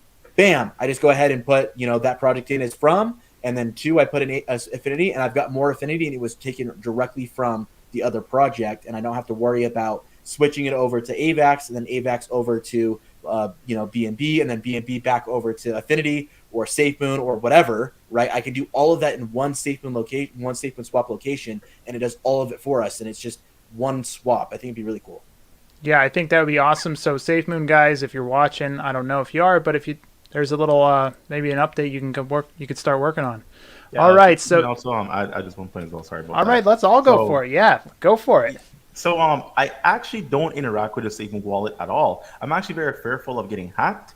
I feel like the SafeMoon wallet has done very good when it comes to security, all the features in place to access your wallet. But for me, my main SafeMoon holding is on my wallet. I'm not going to connect it or interact with it at all. If I want to go ahead and add other networks and connect to that, I'm going to create another SafeMoon wallet separate from my main SafeMoon bag. So, I'm, very fearful when it comes to, like I said, hacks. And I know a lot of people have lost their SafeMoon interacting with certain dApps and, kind of just doing things when people message them and, they accidentally give information that allows people access to their wallet. So my wallet is off my device, not on my phone. It is away. I'm not looking at it. I have not updated. I don't know what's going on over there. It's going to chill. And I probably should download another one for other transactions and other tokens. But for me, I have not interacted with the wallet in weeks, and it's just for security purposes. And I feel like I'm the only one. I mean, I feel like I may be missing out with the cool features. But yes, that's completely different than the actual point. I think the networks would be incredible. Awesome. All right, Joe, this is for you. Where did the motorcycle go? What do you know? It's gone. Where'd it go, Joe? So that thing's a pain to get in the house and out of the house. The first time I did it, I fell like 3 or 4 times. Luckily, there's like cement and there's dirt in the side of my whatever. So I just fell with it on the dirt like 8 times, and it was really tiring. And my wife helped me bring it in the house. And the reason I had it in the house wasn't really to show off. A lot of people were like, "Oh, you're showing off." No, I just wanted to work on it, and it's like freezing cold outside. I just don't want to freeze. So I was working on it, and then we had a nice day, and I grabbed that bad boy outside, and I rode around with it. Now it's in my garage. Eventually, I'm going to be working on it again. I might have it in the house again in the future, but it's not really to show off, even though like I was showing with the LEDs. It's mostly just because I like to work on it. I don't like to freeze. It's that simple. But it's still around. I'm still riding it. Actually, I was working on my helmet earlier today, adding like some like the headphones as a wire for like a GoPro and stuff like that. So like I'm doing things, just nerdy things. You don't have a SafeMoon sticker on your helmet, bro. What are you doing? Where's this? That's what I was. What's going on here, Joe? I got a zombie theme, but evidently you can wrap these things. I didn't know about that. I didn't know what wraps were for like whatever. So I might just keep this whatever, and I might get. They have what's called like a showy helmet, which is like a really good helmet. I want to get a showy helmet. I want to wrap it in like anime, and then I want to have like there's a character called it's like anime character in One Piece, and I want to get him his eyes to do the Safemoon eyes. And I want to get like the logo with it, but have it like animate. So like it's conversation starter as well. So that's something I was thinking about talking to my buddy about as well. But So Joe, which character are you talking about? Are you talking about Luffy, Sanji, Roanoa Zoro? It better be Zoro. I was gonna There you say It go. has to be. if it's not Oh, Zoro, man. I was gonna hop off of this. Before have all the no- before the memes with Zoro, because I didn't know. Like I just found out like a ton of memes. Zoro's I the just best like character. I like his character. I like the character of Zoro because like he doesn't need a devil fruit power. He's like, oh, okay, you have it. Okay, that's fine. I'm just gonna fight you with it. He does nothing else special. He's same everything, but he's gonna fight you. He doesn't care. He's like, oh, you have powers? All right, cool. Let's go. Let's fight. I don't care. I don't have doesn't any, care. but whatever. It's incredible. He's like the only Right. character that has like I don't care energy. What was it? I saw it not long ago because I'm up to episode 130. I saw him was fighting one of the 7 warlords, and the guy was broken powerful. He just cut his ship in half. He's like, "Yeah, I'll fight that guy." I was like, "Dude, what are you doing? Like, chill. Like I cut his ship in half." Did you just say that you're on episode 130? 130. Oh my gosh! Well, I don't know have what fun you for the guys are next 6 saying. It months, doesn't even dude. sound like English. 6 months love coming it. up. I Tim, love What's it. up? this guy fights with a sword in his mouth. He has In 2 his mouth. swords he holds, right? But a third one is in his mouth. He just bites it and just chop people. It's incredible. You got to watch it. If you don't watch the anime, watch a clip on YouTube. Zoro, he's like 3 chopping you with a sword. It's incredible, man. It's cool. That alone, I love the Yeah. character. Well, I now just like how everyone's doing whatever, and he just gives off I don't care vibes unless there's another guy he can fight. He's like, okay, cool, I got this. Everyone leave me alone. I want to do this, and he goes back to like I don't care. Like I just like that kind of character, wow, he should ride your motorcycle. Maybe that's Me where and his him are gonna motorcycle- ride together. Me and There you Zoro. go. Well, there you go, the great Gooch. Now you know where Joe's motorcycle is, and I guess he has another question for everybody. Is your wife making ragu right now? No, she's. I mean, it's 10 o'clock, so she's probably with the babies. But yeah, no, she did it already. Oh, do you guys eat ragu? What is ragu? Is that like sauce or? It's like a pasta sauce, yeah. Okay, It's not there bad. you You go. get the ones like the meat sauce. How do you okay. make ragu? Like you just You don't. heat You it just up? like well, you boil it. Yeah, you boil it. Yeah, Like you just- John. Heat Yeah. it up. Just Like, throw I'm it in making there. It's not like boiled it's like saying, water, it's like you saying know? does your wife boil water? Sure. Yeah. Okay. All right, another one from the great Gooch. Joe, can we meet your wife? No. Why would you know? Yeah. She hates being in front of the camera. Number one. Number two, she's not like into crypto like I am at all. She's burnt on it, obviously. And number three, no. Like I'm not showing you my wife. These guys, they're relentless. They want to see your wife. They want to know where your motorcycle is, and they want you to eat ragu. Gooch. Gooch is like gonna be a biographer for all of us eventually. I feel like 20 years from now he's gonna have books and he's like I knew everything about these guys. Trust me. All right, now this next subject topic could be a little spicy for some people, but basically there are a ton of projects out there on BSC, right? And Ether. There's a bunch of tokens out there. Are there projects that you hope get listed on Safemoon Swap? I'm going to start off with Crypto Atlas with this one. Are there projects that you hope that get listed on Safemoon Swap? There's a lot. I mean, I cover a lot of different topics on my channel. My name's not Safemoon anything, so if you look at my history, I've talked about other projects. Most noteworthy for me personally, I would put at the very top of the list Drip Network. And I know that might be controversial for some people, but I've done my research. I encourage people to go do their own research. I think the developer behind the project, with 6 years of experience and the projects that he's entailed, could not only be beneficial to more people, but I think it could be very beneficial to the Safemoon ecosystem and being able to bridge those two different environments together. So I would put Drip Network itself at the top, and the projects that Forex Shark has developed. And then number two, if I pick another one, I'm only going to pick two because obviously there's a lot more that I would like to talk about. I would say Crypto Token. Crypto Token rewards in BUSD, similar to what Evergrow does. Crypto Token also is developing a community-based NFT fighting game. So Safemoon is playing a role with their game. And I've talked about this a lot on my channel. So essentially, you would need to own Cryptor's native token Crypt, plus the token of the character that you're going to play as in that fighting game. So if you want to play as a Safemoon character, you got to own Crypt and Safemoon. If you want to play as the Shiba Inu character, you need to own Crypt and Shiba Inu. And it's a nice competitive thing. They've been doing a lot of update posts for the graphic artwork, conceptual-wise, then the 3D modeling. They're looking to get involved in the NFT space. They have a social media platform similar to Facebook, and they actually reward in Crypto Token when you participate on that. But just, that project alone that helps towards the Safemoon community and bridging the communities together as a whole and making it fun, I think that's a really cool idea. So I would go with those two. I have others that I would love to say, but I just picked those two. Yeah, I'll answer this one myself. I like projects that have a lot of popularity to them that bring in a lot of volume. So I think anything that's on BSC Scan or Ethereum that has that is what I would like to see listed on the Safemoon swap. Also, Baby Doge. I always see a ton of advertising for it. I think that's on BSC Scan. Is that on BSC Scan, guys? Do you know if that's on Binance Smart Chain? It's on both BSC Scan and Ethereum. Okay, so I think that might be a cool project to have listed on there because I see a ton of advertising for that. I don't know the volume on it, but I'm assuming because it has so much advertising and it's always in these silly polls that people are posting on Twitter. So you know what? At that point, why don't we make it part of the ecosystem? Baby Doge people, if you're out there, look into getting yourself listed on the Safemoon swap because that's the place where all the cool kids are hanging out. Generation, do you have any projects that you would like to see on the Safemoon swap? I was muted. Yes, there is. So you guys have both you and Tim, both Tim and Alice made great points on projects that would be great assets to the Safemoon swap. But one of the ones I think, just to not say the same tokens over and over again, to add on that's already in the wallet but that's not on the swap is AquaGoat Finance. So I've done a lot of work with them in the past. I've covered their project quite extensively on my channel. They do a lot of good stuff because they're all about ocean conservation as a charity token, and I think that's an awesome cause.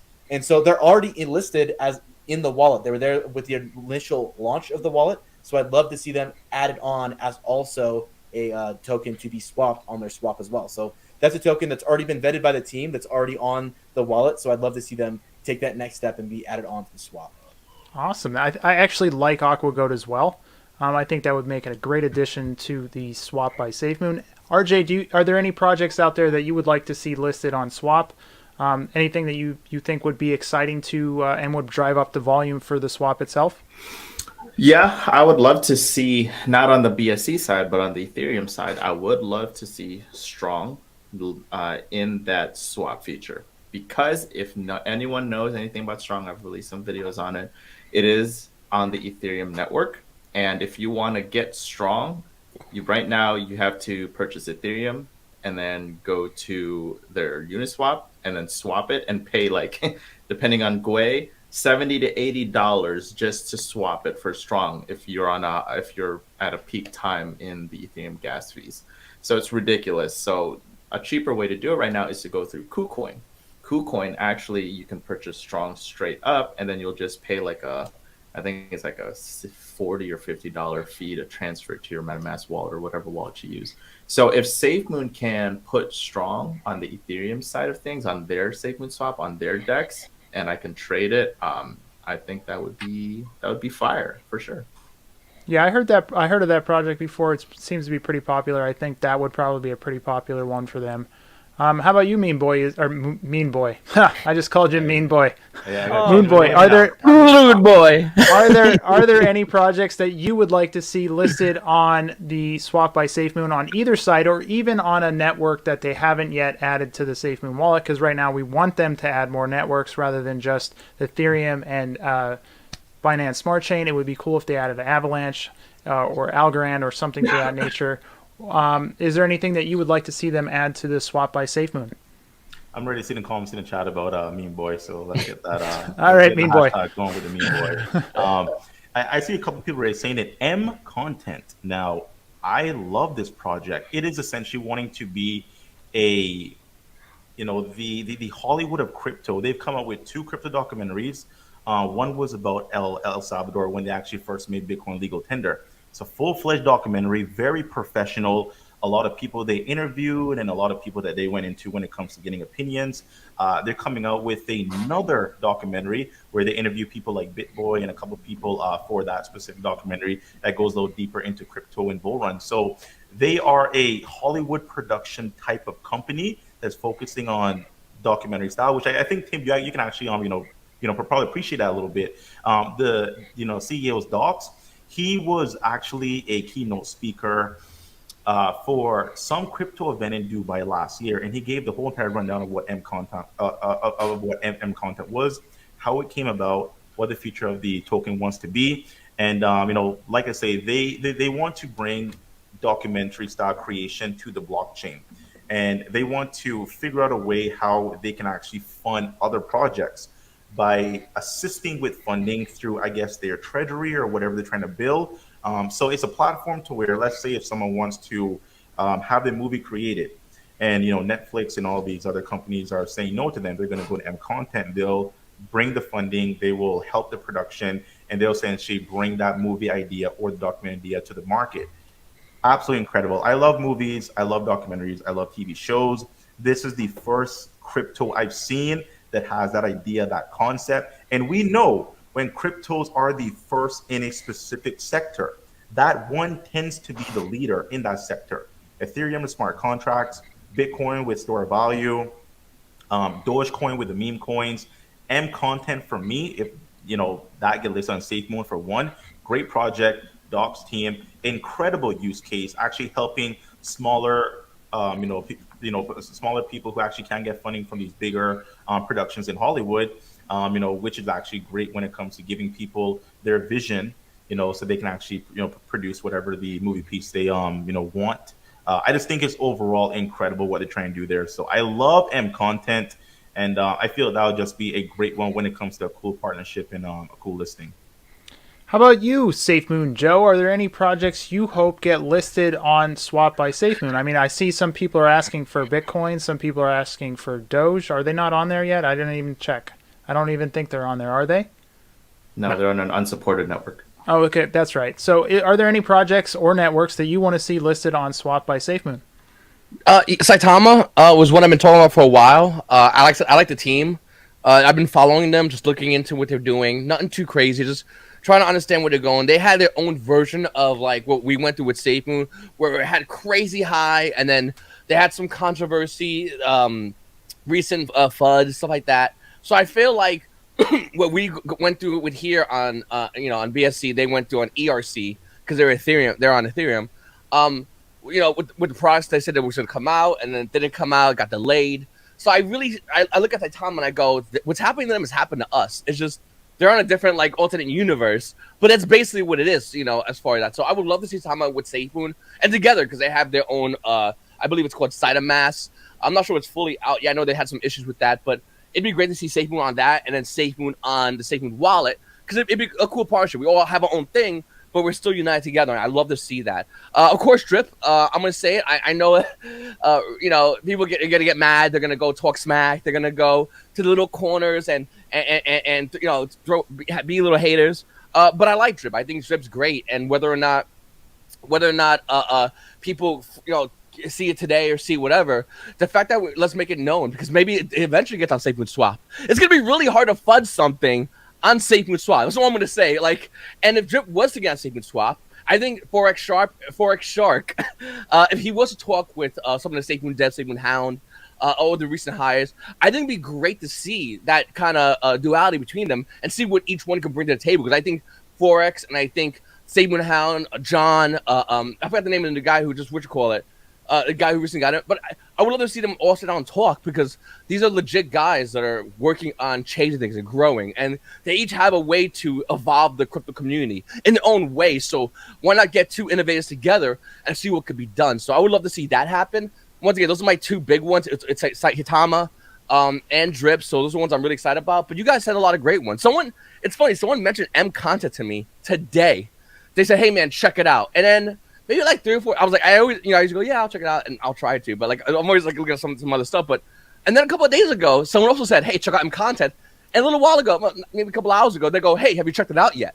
So I always like that. I always like that. Whenever you hear something from the fellas, it's great to see other people saying, hey, you want to check it out as well. And I kind of like that. And that kind of puts a bit of asterisk on it, saying, hey, you really want to look into this? So that's something I'm definitely gonna look into more. But yeah, those are the things I'm really excited about and love to see on the Safemoon Swap. Yeah, awesome. I think a lot of projects out there could. I'm not sure if Safemoon reaches out to anybody or if they just wait for people to reach out for them. But I think it would be cool to see a bunch of all these other projects listed on there. I think the more projects that are on there, the more volume you get, the more reflections we get, the more money is added to the LP pool. Do you have something to say, Crypto Atlas? Unless you just like waving at me. No. Just to lightly touch on it, so everyone in the community knows, I had done an interview previously with Forex Shark, the developer for Drip Network, Animal Farm, R34P or Reap, and in the discussion with him, I brought up on the live stream. I said, "Have you considered looking and going into SafeMoon Swap for your projects?" And he said that he hasn't looked into it yet, but he's open to talking with the development team for SafeMoon. I just emailed the email through the website. It was either yesterday or the day before for Safemoon, kind of bringing up that topic. And all I'm trying to do right now is allowing them to talk. If they talk, the Safemoon team likes what they hear or vice versa, or they brainstorm ideas, then it is what it is. All I'm trying to do right now is just create an opportunity where they can open the conversation. Cool. Okay, one more thing about that. Just one more quick thing, I promise. Okay. I just want to say none of us are paid by none of us are paid by, let me specifically go with Drip in this instance so people could whatever, but no one's paid by Drip. We would tell you we're paid. We don't have no qualms in saying, hey, we got paid by X company or Y company. It's not a big deal to us. It means nothing to us as content creators. None of us are paid by Drip. None of us are infected with the butterflies that you've been watching, what was it, Peacemaker or whatever. None of us are anything. We all individually came to our own conclusions. And ideally, I personally, and I know Alice as well just said, but we would love to get these two people in a room and see what happens. That's it. All we want is to get together. And we take a step back. We don't want to influence anything. We just would love to see that happen. And that's what we want. Simple. We do think that it's going to help everybody. So if it can help Safemoon, if it can help Drip, great. Let's get it going. So that's the idea. Awesome. Yeah, guys, just so everyone knows, we're not saying that you should go out and purchase any of these projects. These are projects that we just like to see come to the Safemoon Swap. Whether it happens or not, we're just going to hope for it. And if not, they don't come. They don't come. But I just thought it's great just to see what people's ideas are, what projects they want to see come to it. And also, I really want to know the answer to this particular question. RJ, this is from the Great Gooch. Do a giveaway for that lamp. Because I would like to apply for the giveaway because I really like that lamp that you have there in the background. This lamp right here was Yeah. given to me by my girlfriend. Oh, So And- she had it in one of her salons and wasn't using it, and it actually turns into 3 different colors. It turns into like a white, and it turns into like this like more of a moody color. So yeah, I've heard a thing for that, and no, I'm not going to give it away. I really like that lamp. Nice room together. Yeah.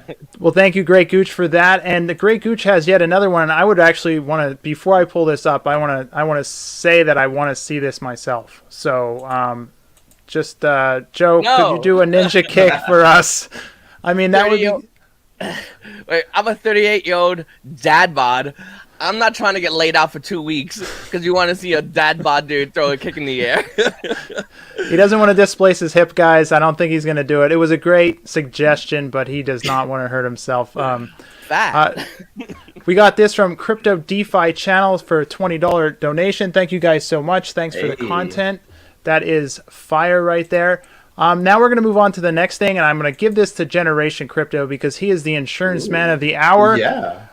This is something we talked about, I believe, on the last Safemoon roundtable, and this is something that's super cool. This is something that was also brought up on Safemoon Sunday. But Generation Crypto is into insurance. He loves it like no other. So how special is it to have insurance on Safemoon's LP, and why should people be excited by something like this? They should be excited by it because it's going to set a new precedent, right? So previously, there wasn't really any like standard of what needed to happen with a project in DeFi when DeFi was kind of starting out. Then people started to realize, okay, the best thing to help with DeFi is if we lock the liquidity so it can't be just rug pulled by the development team. That's kind of a good thing. And people were talking about, well, now we need to make sure we have an audit team. So there's these companies that were set up to audit projects so they can go through the contract, make sure there's not vulnerabilities in the smart contract, make sure that the development team is going to be a good development team. And that led to doxing of team members, whether it's through KYC, whether it's just through putting their name and face out there. People started to have these like kind of security features that were built in. The issue is with all of these different security features, there was still rug pulling. There was teams that were, Certec certified. Their whole dev team was doxed. Their LP was allegedly locked, and all of a sudden the project was rug pulled, right? So all the safety features were there, and still rug pulls were happening. And so having an insurance on the liquidity pool is awesome because what it means is if someone wants to hack the project or run away with the LP, the holders aren't the ones left holding their bag figuratively, right? There's going to be this level of, if I lose on this project, it's not because it was hacked or rug pulled, it's because it failed as a project. It failed on its own merits and not because there was an outside source that ruined it for everybody else. And so obviously with insurance, there's always exceptions. I work in the insurance industry, there's always exceptions. And so being clear what those exceptions are is going to be an important factor to understand as this kind of develops in the space. But I could definitely see insuring LPs, whether that's through group insurance or other projects that like create that, is an awesome feature that we could see in the space where these projects can get their liquidity pools insured, their contracts insured, so that way people don't have to worry about this nonsense of being hacked and other issues because the stuff that gets hacked is going to get replaced by that insurance provider. So I think that's going to be an awesome opportunity. I'm just curious to see kind of what the exceptions or exclusions are going to be. Now, obviously, this does not mean your individual bag is insured, right? In the same way that other insurance works, that doesn't mean that your bag is insured. So you still need to keep best practices. You still need to keep and take care of your wallet, your seed phrases, and have security be at the forefront for your individual wallet. This doesn't insure your wallet, insures the liquidity pool for the Safemoon project as a whole. There does exist currently insurance out there for DeFi that you can take out for your individual wallet. I'm not going to show other projects about that, but there are other projects out there that do that if you go research on your own that do offer services like that if that's something you're genuinely concerned about. So if you've got a large bag and you've got a cold storage wallet, you've got all the features, but you're still worried, go do your own research. There is other projects out there that do exactly that, and you can get insured on your individual bag. But this is specifically for the project, and I think it's an awesome feature. And hopefully it's something that other projects in the future, once they're able to get big enough and they have the funds, this could be something that they could do as well as following Safemoon's lead and setting a new level of security for the projects. Awesome. Yeah, I think that this is going to change DeFi space. I think this is one of those evolution moments where you're going to see a lot more projects talking about this. I think this is just going to show how you run the space from here on out. And I'm excited to see who else starts insuring their LP just to further protect the people that want to invest in it. So that's all the questions that I have, or that's all the stuff that I have now that's under Safemoon. We're going to go through some super chats. I just got one more. And it is, let me get down to it. I think this is how much will the SMSE or SEX affect the price of EO? I don't even know what that means. So if anyone has any idea what that means, speak up now. That's end of year. So what is the Safemoon exchange going to have an effect on the price end of year? Is essentially what they're asking. Oh, okay. Oh, so that abbreviation threw me off.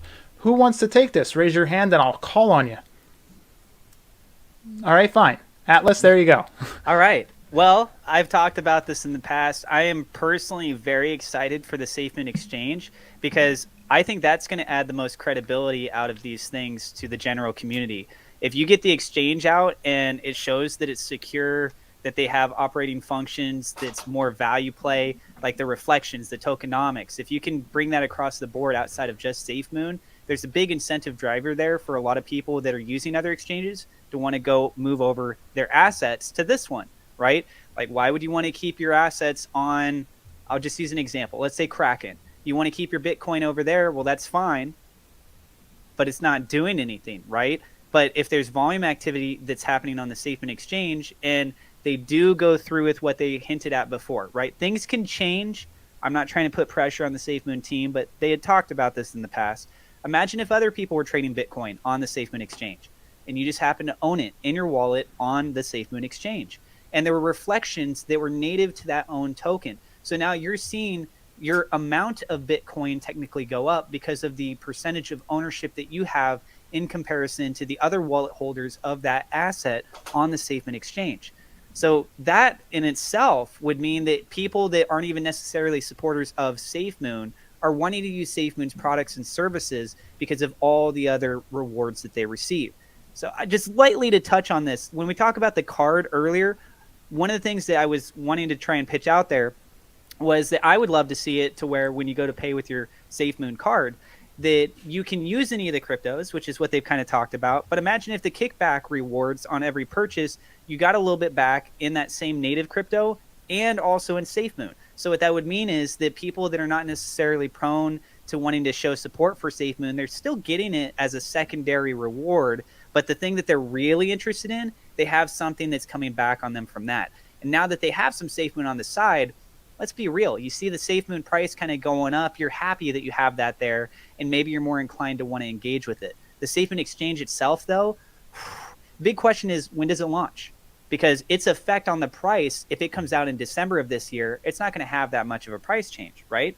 If it comes out next month, there's a lot of opportunity that comes into play, especially when you look at how many cryptos are getting launched on the exchange. I think it's more than likely we can all agree here in the round table and everyone else that's watching in the chat, all the cryptos that are currently involved with the Safemoon swap are probably ready to go to be onboarded for the Safemoon exchange. As far as for anything else that gets listed on there, that's a different story. But each exchange has different listings on the centralized exchange. And I think the centralized exchange will play a key component role on the back end for the Safemoon Connect. That is my theory on it. So I think it's all dependent upon when it launches and how many projects are available on it and how they progressively move forward with it in conjunction with everything else. So it's a bit of an open-ended question that I can't just throw out a number for. Awesome. All right. Well, here is another super chat. I really like this one. I like figure skating, and I was watching it last night when I was actually talking to Crypto Atlas on the phone. But the Great Gooch says, Crypto Atlas has women's figure skating on right now. Do you? I thought it ended last night because I was watching it last night. Do you have women's figure skating on right now? Pretty sure that TV is off. So okay. I don't know what they're talking about. Maybe they hacked into my system and it's another TV in the apartment or something. Gooch is And drunk that's a right little now. creepy. He's actually gonna see my wife, seeing what I'm eating, seeing if you do figure skating. Go to Wants to sleep, know where your Gooch. motorcycle is. Wants to see you do kicks. This guy is he is a Go good to time. sleep. Funny story, real quick. I've only figure skated once in my life, and I was a little kid at the time. I think I was 11, maybe 12 years old. And I remember I was with my mom and my brother, and the ice skates that they gave me, they're supposed to have the little spikes on the end of the ice skates to help you stop, right? For whatever reason, the pair that they gave me didn't have that. So not only did I not know how to skate or even rollerblade, and never even done that, here I am, I don't have a mechanism to help me try and stop. So obviously I was having a lot of struggle, but at one point when I was just starting to look like everything was good, I started going backwards. I was doing like reverse circles, and it was like as if I was a pro, but I was literally trying to move forward. So yeah, just fun little side story. Oh, I like that one. All right, everyone. Here's a new section of the show. It's called Warning. This is not Safemoon related part of the show. These are some cool things that are happening in the DeFi space, just stories about us in DeFi, not necessarily having anything to do with Safemoon. If you don't want to watch it, then turn it off. But the first question that I'm going to throw out is the first time you got rugged. So I would just want to hear about your experience, the first time you got rugged. How did you first experience it? I'm going to start my first rugging. I think it was kind of my fault. I actually bought Safemoon Cash. I thought it would be like Bitcoin Cash. It was not like Bitcoin Cash. It didn't last very long. It got rugged 100%, and I lost all my money that I invested in it. Luckily, it was only a $5 investment, but that was the first time I ever was in a project that got rugged. I just thought it was fun to buy any project that was named Safemoon because I was really into Safemoon itself. Just buy Safemoon itself. Don't buy the other Safemoon projects. I don't think they're valid, and I would say stay away from them. But that was my first time ever getting rugged. How about you, Generation Crypto? What was your first being rugged? First time being rugged? I don't know. I bought in so many different ERC and Bet20 tokens. There was a point in my life, it's actually how I found Safemoon, believe it or not, that I was just buying like all the new tokens. I was waiting for them to like 3x, and then I was just selling them. I was just like riding all the new tokens as they were coming out. This is way before I was a content creator. And so I would literally buy like 10 projects, no research, and it was literally gambling. That's straight gambling is what I was doing. And I was trying to write them, and then I would take the money I made from the last one, and I would do that to the next one, and then on and on I went. And that's actually, I went into Safemoon for the same reason. That's how I got in so early. And then I realized that like there was a lot of hype around it. I looked into it more, and I ended up keeping my bag and adding more to it and all that good stuff. And people have heard that story before. But I've done that before with ERC and Bet20 tokens in the past. So I can't really say which was the first that I got rugged out of, because I've definitely been rugged many times. But I can say that the token I think that like I was most memorable to me for getting rugged was probably I think it was called Gen Wealth. I thought it was a cool product. I actually wanted to cover it on my channel. I think I did one video on it because I thought it was really cool. And after covering it, it rugged, and I was like, oh man, like the dev team seemed good. Like all the indicators for me to indicate it was a good project seemed good, and I was disappointed that didn't end up working out. So that was probably the first time I felt disappointed in a project for being rugged that I actually like wanted to believe in. But I was rugged multiple times before that, and so I don't know which was the first. But that was like the most memorable of recent memory. Yeah, I mean, this DeFi space is wicked. You really have to be... I think that's why this swap by Safemoon is so important, is because they are vetting these projects. But before there was vetting of projects that go onto swaps, we've all decided to take dives in the projects just for the hell of it, just to see if we could 10x or 20x or 100x or 1000x. And I myself got rugged quite a bit. And someone mentioned Safe Vault. I got rugged on that. Now it's something else. How about you, RJ? Have you ever been rugged? And if so, who was your first rugging? You know, I was going to say, I would pride myself in the fact that I have a 100% rating in not being rugged and choosing projects, but that is a lie. I actually was part of one, and that sucked. It was, what was Mark's first project? It was like XBSC or whatever. Surge. Oh, okay. Surge. Oh. Surge BSC. I had about $500 in there. And the highest I saw was at like a G or something like that. And then all of a sudden they released all that communication. And yeah, that was the first one. That was the first one for me. I was actually about to come up. I was like, yes, I haven't been rugged. And then I was like, no, that's a lie. I was part of Surge. But yeah, Surge is the only one. Is the only project that I have been a part of that has been run. I Yeah. try to vet my projects very carefully. I don't like to do a lot of degen plays. I like, if you guys have seen my channel, it's a lot of videos that I have vetted and has been out for a while, including Strong, Phantom, and stuff like that. So hopefully no more rugs in the future. But yeah, we just never know. How about you, Moon Boy? Have you ever been rugged? I don't want to say that because I Tim. think I know the answer to this.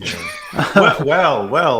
We know about the recent one being Earn Hub, but my first But who one was your who popped your rug cherry?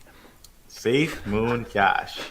So Oh, you did it too. You yeah. bought Safemoon Cash too. I actually discovered a Safemoon Cash from Safemoon's Joe video, and he was so he brought out Safemoon Cash, and he was like, guys, you see this? It's a scam. Don't buy it. It's a scam. No! Bug you. Don't buy it. And I'm like, Joe, it's gonna go to the moon. What are you talking about? It's Safemoon name. It's gonna pump. Why would you not buy it? So I'm like, man, Joe, you don't know what you're talking about. Let me buy this. Boom, $200. And then it's like a couple weeks later, and I was like, damn, they should listen to Joe. Joe said it. Don't buy this.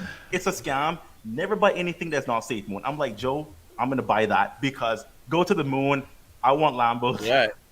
You know what? That's why I bought it too, Joe. You're the reason I bought Safemoon Cash because you told me not to. I went and bought it.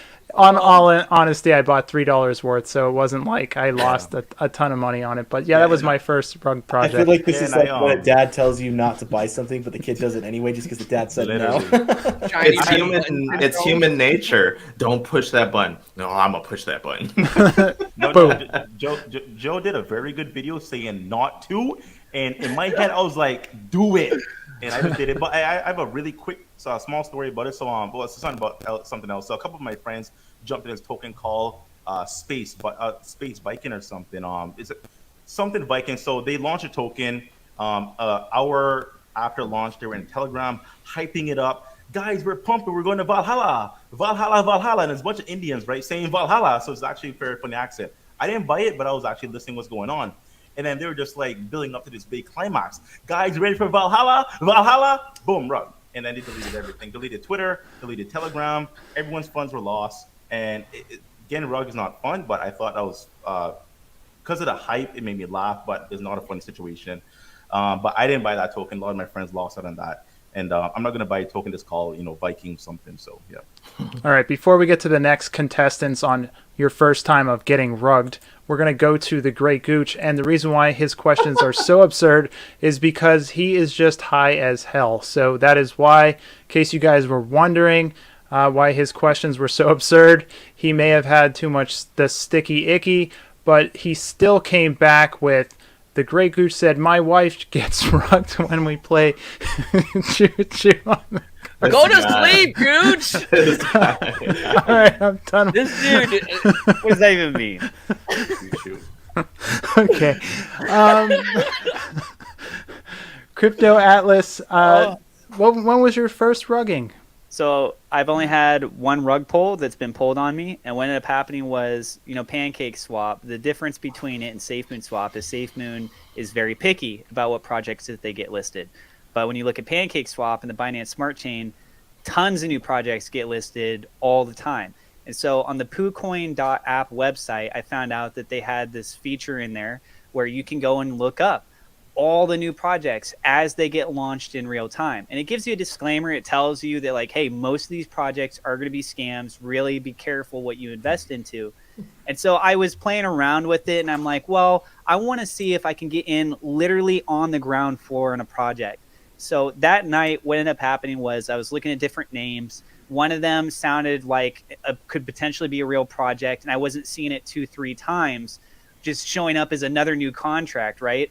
So I did a Google search, and I pulled it up on the charts. I saw that trading was now officially live for it, and the price was already starting to climb. Some transactions were coming in, and I found their Twitter account, and I'm like trying to move fairly quickly because I'm like, okay, this already sounds kind of like a cool project. Okay, they have these followers on Twitter. Their website looks legit, but I was like, where's their contract? It says that they're launching today, so that even matches up with what they're talking about here. Maybe this is the real thing. I don't know though if this is somebody trying to scam off of it or not, but I couldn't find the legitimate contract for the project. And so I saw the price. It went from like 10 cents. The next thing I know was like $3.50. It was going up to $5 a piece. I was like this. I just YOLO'd in $600. The very second that I did that, all of a sudden, every trade stopped. There was nothing. No one else participated. It was just done. And never saw anything from it again. I tried to transfer it back to the same asset, and it was like transaction failed. There's like no liquidity backing on any of it. So I lost $600 on that project. Wow. Yeah, I mean, I think this is important just to talk about it because, we all decided that we were just going to go in and just try out projects. And this is important in this time, in the space. There are a lot of people that are getting rugged. In fact, there was a huge increase in rugging projects in DeFi, so that's something you need to watch out for. And that's why Safemoon Swap is special to a lot of people because they are trying to go through these projects and try to find the legit ones. Safemoon Joe, who popped your rug cherry? So I bought a rug on purpose. He bought Safemoon Cash. He bought Safemoon Cash. No. I'm kidding. I was hanging with my buddy one night. We were talking on Discord, and I randomly came across one called Charizard Inu, and I remember talking to him, I was like, this is so goofy, this is so fake, like this is gonna rug.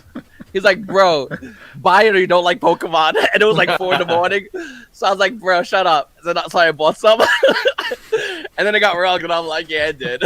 I didn't buy that much, but I bought some knowing 100% this is gonna like Charizard Eno. Like the dead team was like, oh yeah, we can't wait to like, you know how when they make those like goofy promises, they're like, oh, we're gonna have an exchange in like a month. You're like, okay, whatever. Here, take our money. I just want to have it. So I think it's like a rite of passage if you're in the DeFi space to have to experience being rugged, right? You learn a lot actually from it, and if you move forward, you start to look for you start to take more precautions, and you start to look for certain things if you're actually wanting to get into a project, because it's still DeFi, right? It's still the wild, wild west. So that brings me into my next topic. We don't have a lot of time. We're probably just going to go until 11 o'clock, but it's things that need to change in the DeFi space. Obviously, I think Safemoon is actually bringing those changes into DeFi, but I'm going to say I think that a lot of projects need to be insured on their LP. I think that's super important. And then I also think that exchanges, no matter if it's Safemoon or not, I love how Safemoon is vetting these projects, but I want to see other exchanges starting to do this as well, just because I think it's important as an exchange, as a company, to want to protect the users that use your exchange and not solely list anything just for money. So I think these are things that need to change in DeFi space that I see right now. But I know there are a lot of other things, and I'd like to get your guys' opinion on it. Just try to keep it short because we are running out of time, and I want to go through everyone on this. So I'm just going to go right down the line. Generation Crypto, what was something that you think needs to change in the DeFi space? So in my personal opinion, I think education. That's like number one. So the reason that rug pulls happen, the reason all this goes down is because of there's taking advantage of people who don't know better. So the general public being educated on how DeFi works, how it operates, basic safety procedures, a basic understanding of what to look for in projects, what to do with projects and that kind of a thing could go a long way. The reason there is an increase in rug pulls, the reason that these things even happen is because there's people that are making money from it.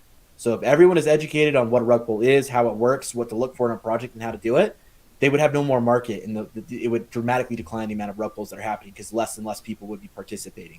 So to me, the biggest thing is education for everyone's security, safety, and so that everyone can prosper and understand how DeFi works. I agree. How about you, RJ? What needs to change in the DeFi space? yeah, that's a good one. Education for sure, because if you know what to look for, even if you don't know how to read code, right? If you know how to spot certain things, that will help enormously. Okay, I found a project that I really like. Let's take a look at their smart contract. Okay, that's a red flag right there. I don't like that, right? You can also look into certain things that a lot of people are going into now, which is, rug doc. So that's them presenting their KYC to a third party to audit. And they're like, okay, cool. If we were to rug and run away with your money, you send our information to the police and all that stuff. So now you have your KYC, your rug doc, and then of course an audit of some sort, whether that's from Paladin or Certic, or there's other third-party auditors out there where they can give you a review, because there's a lot of projects now with audits, and you can read what some of the concerns were, and then with that information you can then make a more educated decision whether you want to invest in the project or not. With Safemoon doing their whole insuring the LP thing, that's also possibly one that'll set a new standard for new projects as well. So there's new things that's continuing to evolve, and new precedences and standards being set. So I like it. I like where we're going. Let's just keep the education going. Cool. How about you, Joe? What do you know? What needs to change in the DeFi space? The attitude of a lot of holders, and that's not in like a whatever way to attack holders. It's so I'll tell you, like, from my perspective, when I first got into Safemoon and started doing Safemoon, if I saw another crypto, not only would I not pay it another look, but I would not pay it another look, and then if I saw people started to mention it more, I would just go, yeah, I don't care about that one, and that's not the best attitude. Not that I care about every single crypto, but it's still a bad precedent for a lot of holders. I think a lot of holders need to understand that diversifying is not that big of a deal, and the other way around is the same. So if you only want to hold Safemoon, that's not a big of a deal either. I think anyone going to that person that's only buying a Safemoon, they could be a relatively new holder and say, hey, listen, that's what I care about, so I could feel comfortable about. I don't think they should be told to diversify. If they want to do that, it's fine too. If they want to diversify, that's fine too. And we should be accepting the both ideologies of like that and just move forward together. Say, hey, listen, it's fine. You know, whether you're on the crypto or I'm on crypto, we still got involved in this, other than taking our money and buying whatever, you know, partying, investing in stocks, or that jazz. So it's the attitude of of the everyday average Joe holder, but making it so we all understand that we're not on teams, we're in communities. And just because we're not together today doesn't mean we won't be together tomorrow. And I think Swap is doing that for a lot of communities. Great answer. How about you, Crypto Atlas? What do you think needs to change in the DeFi space? Honestly, I think Safemoon Connect is going to be targeting this big topic, which is getting businesses involved in the crypto space. At the end of the day, when we get invested into crypto, we all started by using fiat and then used it as a way to get involved with these different plays. And for many projects, a lot of people say, well, what's the use case for that thing? Well, if it has value that's backed by fiat and you can use that as a means of exchange, now it's just about finding the vendors, right? So I think if Safemoon Connect rolls this out efficiently to where you can take a card, you can go into any business and be able to buy those products or services with any crypto that's associated on that project, then at the end of the day, it doesn't matter. As long as you're associated through that ecosystem, you now have this going through and being a part of the ecosystem, having it circulating and getting money actually flowing, getting money flowing back into businesses and helping grow the economy and that kind of a thing. I think that's going to be very, very important. And then just lightly, a second thing I'd like to point out too is everyone needs to stop this whole like Spider-Man meme where everyone's pointing at each other.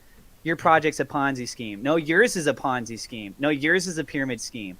Like, guys, you have even highly educated individuals in the crypto space who don't take the proper time and research about certain other projects, and they just crap on it and they just throw that term out loosely and people buy into it. The reality of the day is it's open source network. You can go look at the contracts for yourself, white papers, there's KYCs, there's tons of audits. There's lots of different things that are there that can provide value that people need to get educated on. And instead they just hear that term and they use it so loosely. So I think we need to get past that and really go back and focus on education. Good answer. Before you answer this, Moon Boy, you're going to have to take a bong rip and sit in the jacuzzi, or take a fat rip. I don't even know. But either way, no more fat rips tonight. Things that need to change in the DeFi space. Man, this is a problem going last. Generation took my answer, then I had another answer, then Joe took it, and then Atlas just finished off whatever I could have added on. I'm like sitting here, man, like how am I going to add to these guys? I'm just going to say education. Education. People hop into projects not knowing anything about anything. They're going off the opinion of the massive herd of people who they're talking to and hearing what their friends are saying and going off of that narrative alone. There's far more when it comes to what DeFi is trying to do versus just your one individual investment. There's a lot of projects that are trying to do various things within the space of either giving people their own finances, taking their money out of a bank, putting it into a high yield protocol, or putting it into another asset, or putting into a essentially a savings account for crypto where you can earn interest. There's a lot of things going on in DeFi that, there's a lot of education lacking, and I'm sure there's a lot more to be had. This is still a new sector within crypto. So crypto is new, but DeFi is newer. It's not a word, I just made it up. Newer. So people just need to learn more. And I feel like that's going to come with more time in the space. You're never going to learn everything day one. You're never going to learn everything within your first year. But as people understand and see what's going on, they can actually see, how these protocols functions and how does a 1% get paid out per day, and how do these token, they pay out based off of every 6 hours with a rebase. There's a lot of different things that are very, very confusing. And if you dive very, very deep, there's a lot of information in DeFi. So education is massive. I feel like Safemoon is doing incredible when it comes to having education section on their website, as well as vetting tokens and vetting protocols that gives people at least the confidence to know that I might not have to deep dive too much, but still forever do your research and learn more. You can never learn too much. I'm gonna say this. There you go. Thank you for putting. Yeah, I just saw this one, Tracy. This is great. Security. That is what is needed in the DeFi space. So many scammers. I agree with you 100%. Security is a huge issue. I mean, no matter where you go, if you're on Twitter and you tweet anything out, you get like 1 million people that are saying, "Hey, find me on Google and fill out this form and give me your seed phrase," and all this other stuff. So it's really disheartening when you see how many people get scammed. Security is a huge thing. The Great Gooch says, "Tim, bring me up as a guest speaker next time." Okay, if you're not super high, you can come on the show. We need to get good content out of you.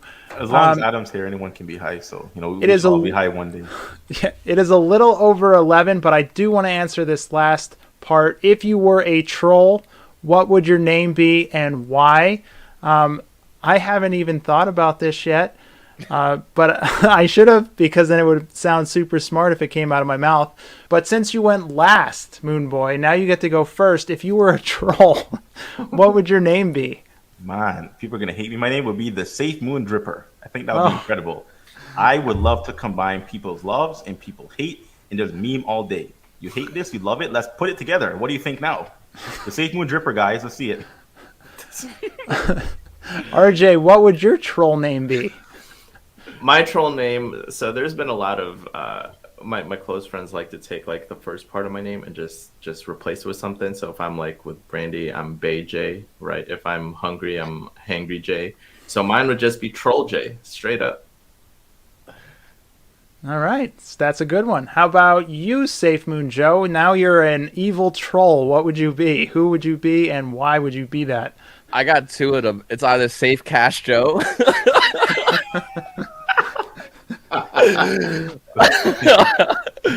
Or God, how do I say this word? Whatever. It'd be Safemoon after evening. Okay. Well, that's a very good troll name. Joe, you're so ridiculous. Get him good, boys. How about you, Crypto App? I'd make him think I'm in the same mood, and I start yelling at everybody. Now I'll get him. Joe's ridiculous. Is someone else high on this program that I'm not aware of? That's just so clever. How about you, Crypto Atlas? If you were a troll, who would you be and why? I would name myself Chris, but it'd have a dollar sign at the end for the S. Either that, or I would be like Crypto Sucks, or I don't know. Crypto Sucks. Yeah, just like every place, it doesn't matter what you're talking about. It's just like your stuff sucks. It all sucks. Prove that it doesn't suck. It's like you didn't prove that it sucks, or it doesn't suck. It still sucks. I don't have the best troll name. Just so everyone knows, the Great Gooch promises he won't be too high if we bring him on the show, which is great news because we can't have someone too high that they pass out. That's a lie. Generation Crypto, you are now a troll. What would your name be and why? It'd be Degenerate Crypto. All right. Just play on my name, and I would just be a degenerate, just out there trolling everybody on space. All right, I like that. And then I would host spaces that would just like drop everyone. I'd kick people out left and right. Be like, hey, let's get your opinion. I don't like that. You're gone. The goal would be the Alex Jones of crypto, with sources and stuff. I have source. All right, my troll name would be the Steamy Rug Puller. I would steam your rug as I pull it. What? That's taking it too far. Oh god. I'm just gonna steam your rug as I pull it, man. That would be my troll name, and that's why it would be my troll name. You guys have been great tonight. Thank you so much for coming on the show. All the people in the comments that had great comments to say, thank you so much. All the people that donated to the show, thank you. You guys want to say goodbye? I'm going to start off with Moonboy. Say your goodbyes, and then we'll close the show out. But thank you for coming on, everyone. And Moonboy, go. Hey guys, always a fun time. I love these guys. Like I say it every time. We're all friends here. We, talk offline every single day, and it's always a good time when I actually get to see them. We talk through text, but we actually get to interact here via voice and seeing each other when we actually do the live stream. So always a good time with the homies over here. So I appreciate everyone. Everyone who's viewing, watching, I appreciate the continued support. So keep liking, keep subscribing, keep sharing, and thank you for being part of our Safemoon, our community, our crypto community, as well as our Safemoon content, whatever we actually diversify into. And you, Crypto Atlas. Thank you, Tim, so much for hosting this week, and thank you all that are on the roundtable for not just being participants in this, but for being my friend as well. Like Moonboy said, we talk offline with this stuff too. Me and Generation just played some video games the other day, and thank you everybody who tuned in. God bless everybody here. I am praying that everything goes well this year. Things are obviously quite on edge right now in the world. Let's just be real. In crypto, the stock market, what's going on with countries and stuff like that. So let's try and stay positive. Let's try and encourage each other. And, Safemoon is my baby. I do invest in other things. And I think that there's a lot of good opportunity here. And we'll keep doing the best that we can to keep you guys updated. And so thank you. Awesome. Thank you. Safemoon Joe. Yeah, no, I really appreciate Tim and the rest of you guys for hosting and doing these things. And I really appreciate the community, everyone being here today. It's always weird. I always say, like, you guys can do anything. We can all do anything. But yeah, we're here today united in our passion for a better financial future. And it's something that a lot of people, it's not fronted, but we always think about is what's the best way of getting involved in it, having a better financial future and all that stuff. So I do appreciate everybody being here. Thank you so much to everybody. Make sure to subscribe to every single one of these fellas. Make sure to hit that subscribe button, because the information not people give, the opinions they give, the ideas they give is all different, but it's all in the same overlapping theme of having a better financial future. And I think it's important. I think it's great to look around and get as many people as possible. Here on YouTube, there's no fighting. No one's arguing. We're all hanging out, joking, and having a good time together. And we're pretty relaxed because we understand the end game goal is the only thing that really matters. And the path to get there is different for many, but it's still the same of people trying to do the right thing. So I think it's great for everybody to, like I said, join up, get involved. And I appreciate everybody for doing so. Awesome. RJ? Yeah, thanks so much for hosting, Tim. You did a really, really awesome job. Kept everyone in check and just had it nice and organized. I absolutely love hanging out with these guys, and we love presenting and doing this for you guys every single Tuesday. Like Joe said, we could be doing anything else, literally anything else. But here we are having a great time talking about things that we love, talking about sharing our passions for the DeFi space and Safemoon, of course. So thank you so much. Generation, I'm gonna have you plug the Discord because I don't know the numbers in there. I think we're like over 1,000, right? Something like that. Last I checked, we're over, I think, 1,300. I'll pass the torch to you. But thanks again, Tim. Thank you, Moonboy Atlas Generation, for this awesome evening, and thanks to everyone for tuning in. Thanks. And Generation, would you like to say your goodbyes? Thank you everyone for tuning in. We had a lot of great laughs today, a lot of great conversations involving all things DeFi and especially Safemoon. I think all of us here can say that we all love Safemoon. It's our baby. Content on Safemoon isn't going anywhere, but we cover other projects as well.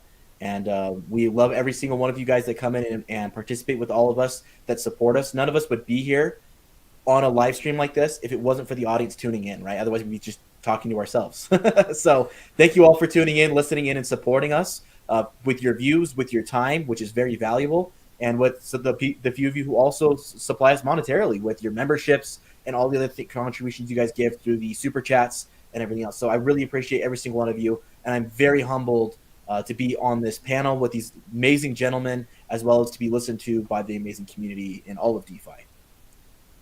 Awesome. All right, well, guys, thank you so much for tuning in, and we'll see you next Tuesday.